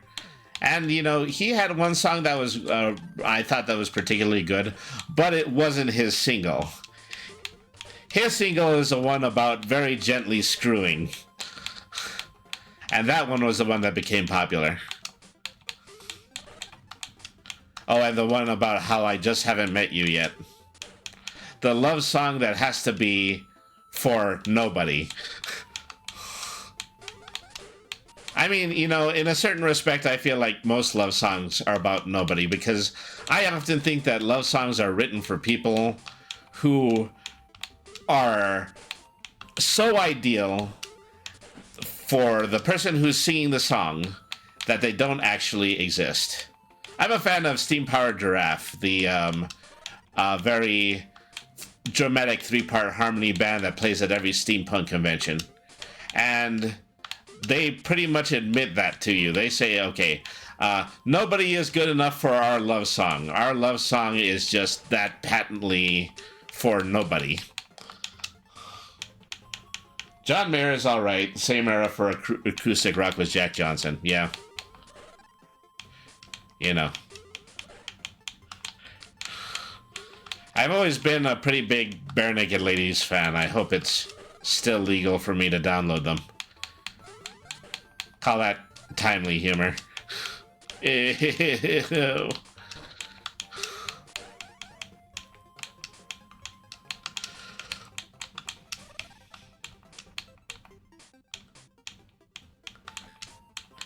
Can't help but think that American Woman is on a lot of people's playlists right now.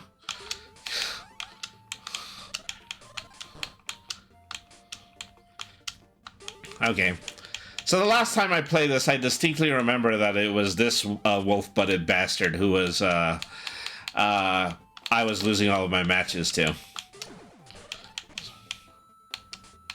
You know, you want to be really good at block puzzlers, then you have to be a werewolf that looks like he lives in a house that smells like birds.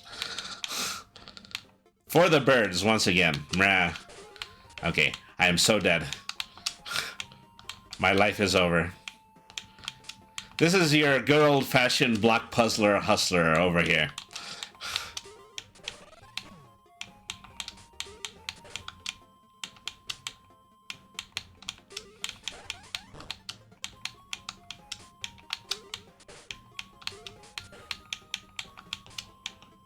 It's the circle of bird.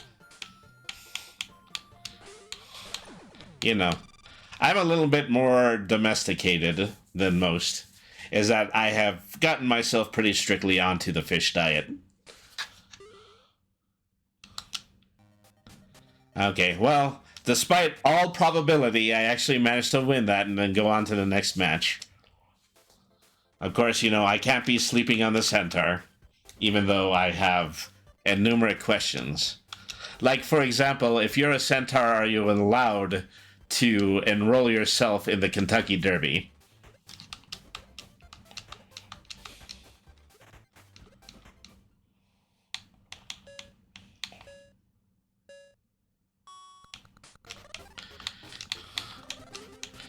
And so I have the sneaking suspicion that, you know, this game did not hit the first time that it was released, but when they make this second game, it's gonna just have everything in it that, you know, people appreciate more about block puzzlers. The main one being graphics that are actually 16-bit. Say, only if you want to be the centaur of attention. I mean, you play clerics all the time. I would assume that you're ready to create the centaur for disease control. All right.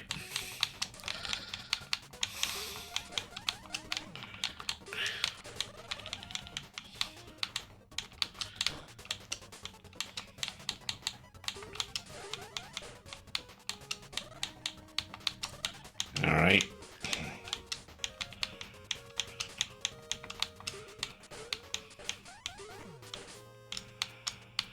Let me go.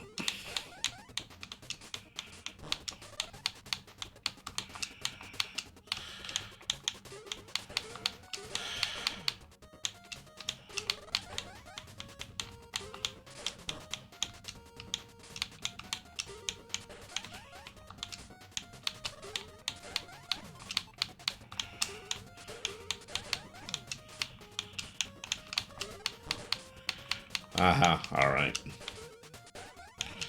Centaur of Attention would definitely be a bard. Well, legal name is actually Centaur Stage. No!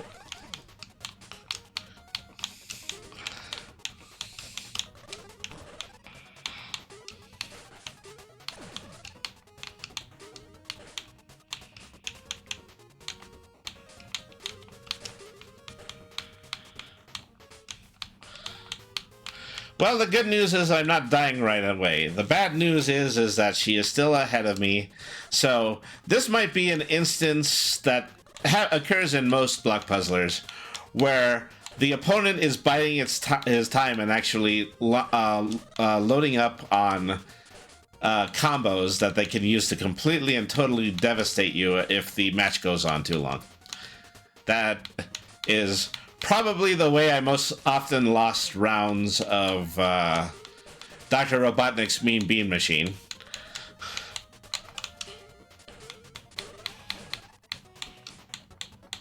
You know, we've got to call it Puyo, but, you know, as far as I'm concerned, you know, you're not really playing a good game of Puyo Pop unless it's at the behest of the Adventures of the Sonic the Hedgehog version of Dr. Robotnik, played by the now immortal Long John Baldry. Good, grab us some multicolored slime thingies, you repulsive dumbbots!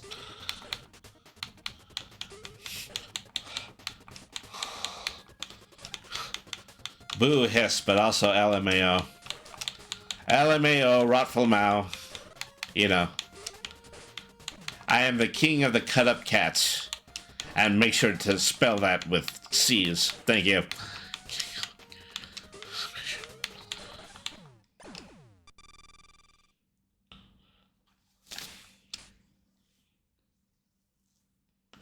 Rafflecopter. Oh boy, Rafflecopter. I felt a small part of me die when you just said that. As saying this is something I probably must have uttered. And most likely on either an AOL message board or a Usenet message board.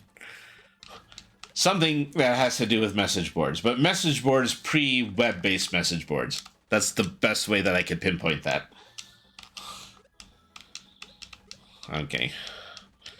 Well, a lot of these opponents are showing their hand to me, but since I am, in fact, playing this in easy mode, that you know, I'm still able to beat them eventually. But, you know, take this back and then replay it in normal mode, and then these guys would probably be mopping the floor with me.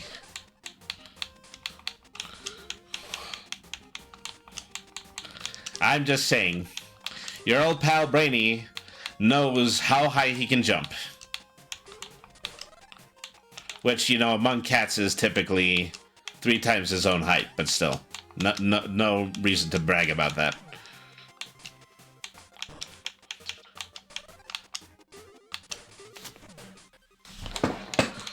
Alright. See, now this is the trick. I have cracked the code when it comes to block puzzle commentary. All you have to do is you have to be as crackers as me, and you have to keep speaking about things that have absolutely nothing to do with the game. That's how you do this.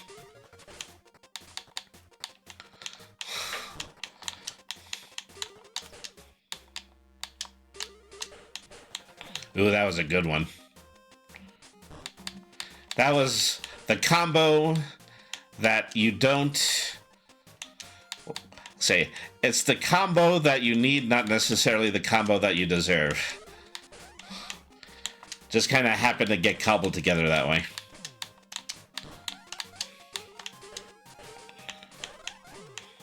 All right.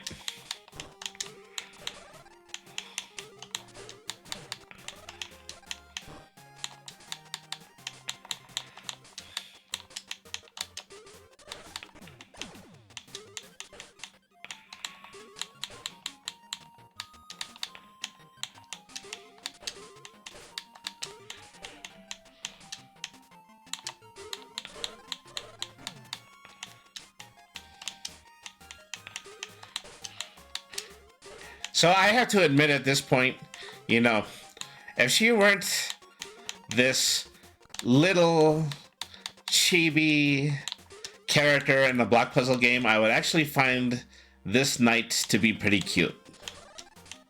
She's got dark skin, she's got very deep eyes, she's got very straight brunette hair.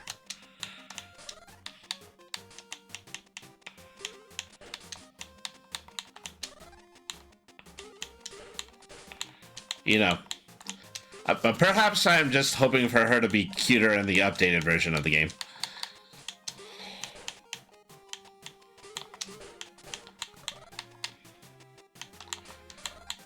Is that, you know, once I do get a good beat on my playthroughs, I'm just going to figure out how her combos look, and then I'm just going to play the lone red-caped emo knight for all of eternity. You know, assuming if this is even going to be a game that I play that much.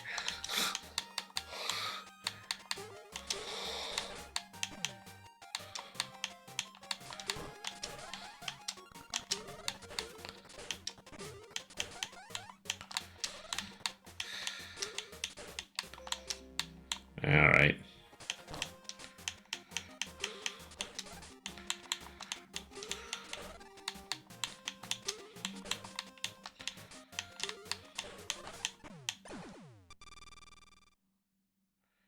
Okay, unfortunately, yeah. That counts as a win because I was still behind in score by the time that the timer ran out. So that's another way that they score this. It's not necessarily that you completely get an area filled with blocks. All right.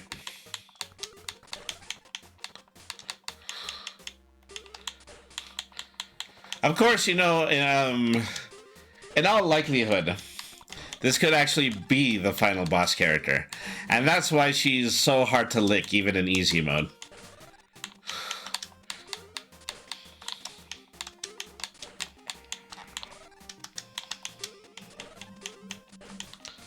Say, if I move all these blocks together, will you notice me, Senpai?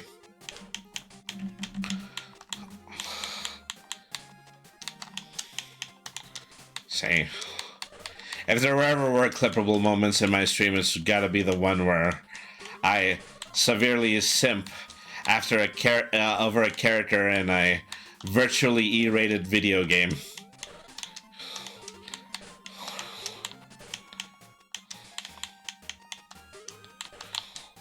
Well, if it isn't the simps. Ah, that's Simpsons, sir. I know what I said.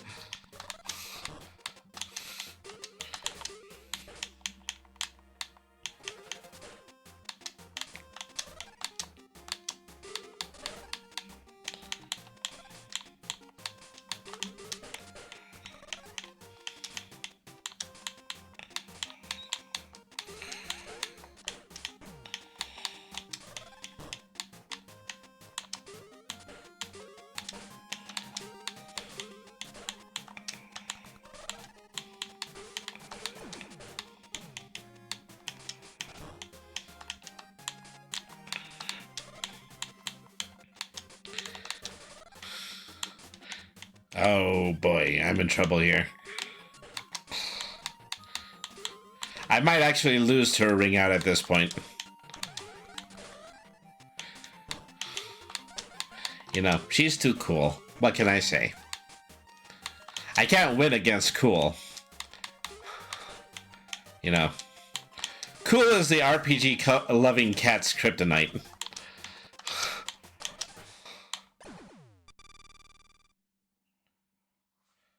Yeah, I was way back there. I was way behind. Yeah, okay. So yeah, I am pretty resolute in my belief that this has to be the final boss.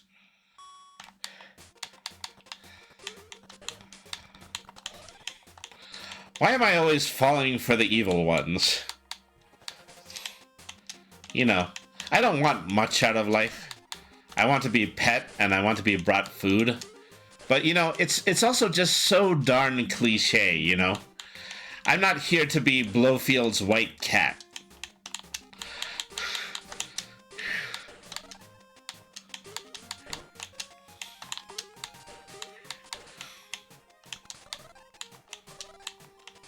I'll get you next time, Gadget. Next time. Now, if you don't mind, Mad Cat needs to go outside and make Tinky.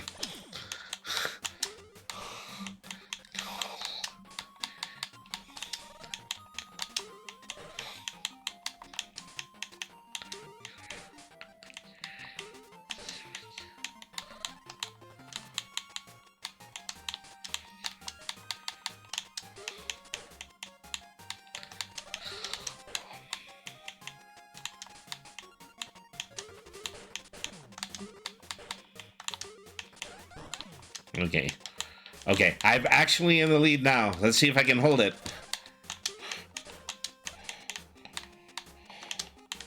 You know, I was getting playing a little too loose with just the speed with which I was actually making chains. So if I just keep up on that slightly, then I can definitely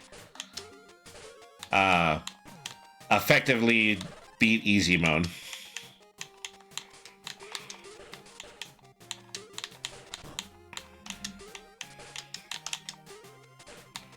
All right.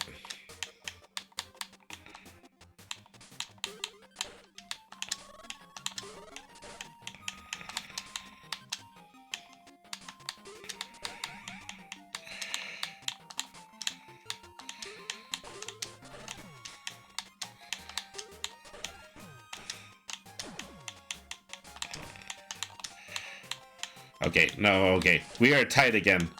Oh my god. No, well, the wind was in my sails. Now there's just salt water.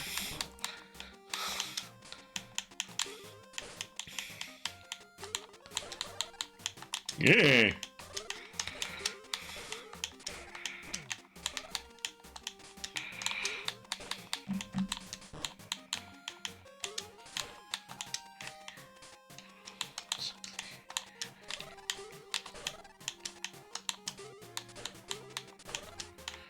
All right.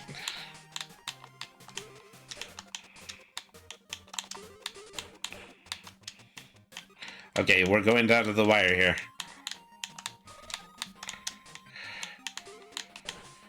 Oh, dag. No, I've just been pushed back. Okay. Game over, man. Game over.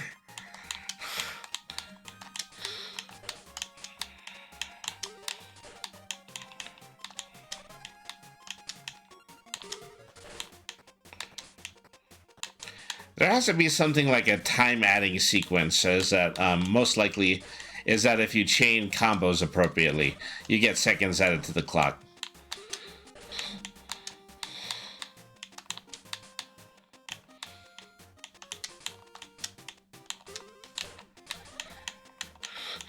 That people rarely play these kinds of games anymore. It's much more likely that they would play something like a TCG or a deck builder. Both online, of course.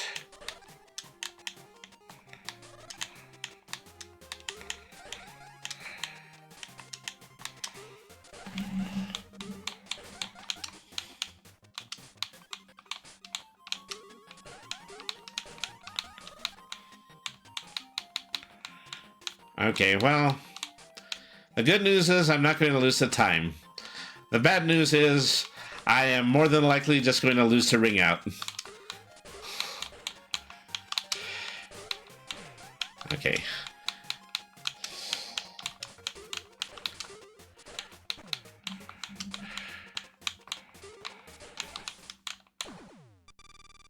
Yeesh.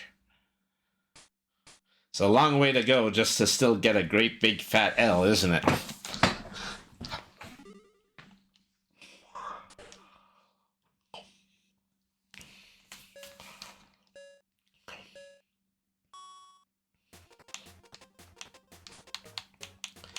So I also have the suspicion that the enemy's difficulty is rather by design going down every single time I lose.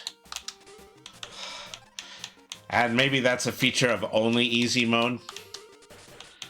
Or maybe it could even be a feature of easy and normal mode, but not hard.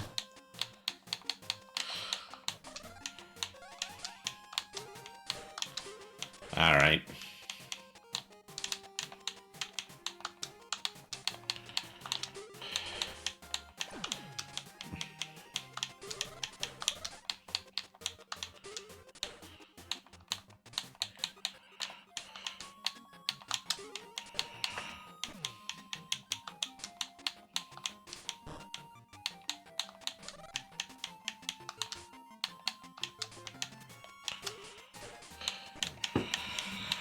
All right.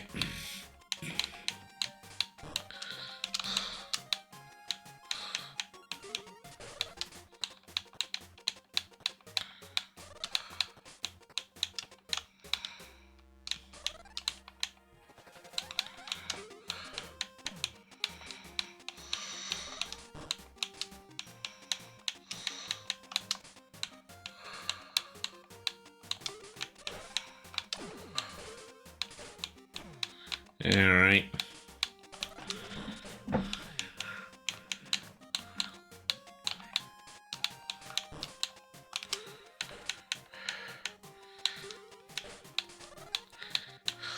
I believe that I may have won, but at what cost? What terrible, terrible cost?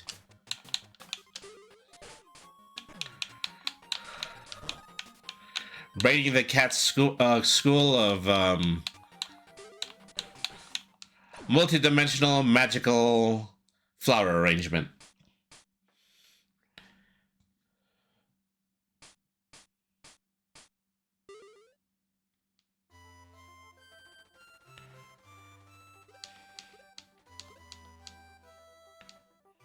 Okay, yeah, so there's your ending. So, yeah, I was inevitably just able to finish this in easy mode for all of you people. You know, no doubt in my mind that, you know, I don't want to come back to this sometime later, but at least for the time being, I am satisfied in my ability to effectively play this. Okay, folks, well, we're probably 10 minutes out from the first break that we're going to be doing tonight. Today. Sorry about that.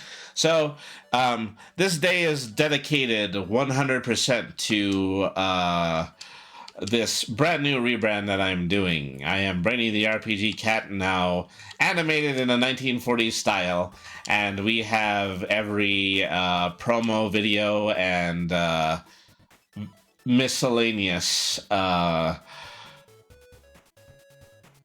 stream screen and everything just redone in order to help us to achieve the goal of being a cartoon kitty from this point forward.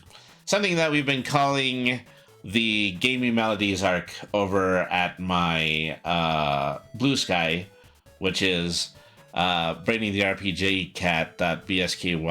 Well, anyways, well, the way that Blue Skies are arranged, but for my name. Okay, well, I have obviously used a significant amount more brain power than I have because I am flubbing every single one of these lines that I was supposed to be doing. All right, best it's time to go ahead and mosey. So, I'm going to be back this afternoon. I'm more than likely going to play some more random games, and I'm also hoping that my Magician's Apprentice, QB, is going to be on later. And if they are, then we're going to be doing something very different and new as a feature. We're going to try to do a voiceover of the April Fool's Day released game, The Murder of Sonic the Hedgehog. So, thank you everybody for tuning in so far. I'm going to sign off, but then I'm going to immediately sign back on, and I'm going to start Brainy's Cartoon Club. This is just my little AFK way of maintaining a signal on stream. I just have a collection of public domain cartoons that you guys are free to watch while I finish up my lunch for an hour. But then afterwards, I'm going to go ahead and I'm going to be back, and we will play some more random games as part of my Steam list. Oh, also, don't forget is that we are still doing our fundraiser supporting Autistic Self-Advocacy Network. Go ahead and scan the QR code on the screen if you're at all interested in giving a donation. Anybody who donates $20 or more will receive a Brainy Autistic ART, customized by yours personally. So, thank you everybody for staying tuned in. I'll be right back at 1. Enjoy the cartoons. So, yeah, I'll be right back. See you guys later.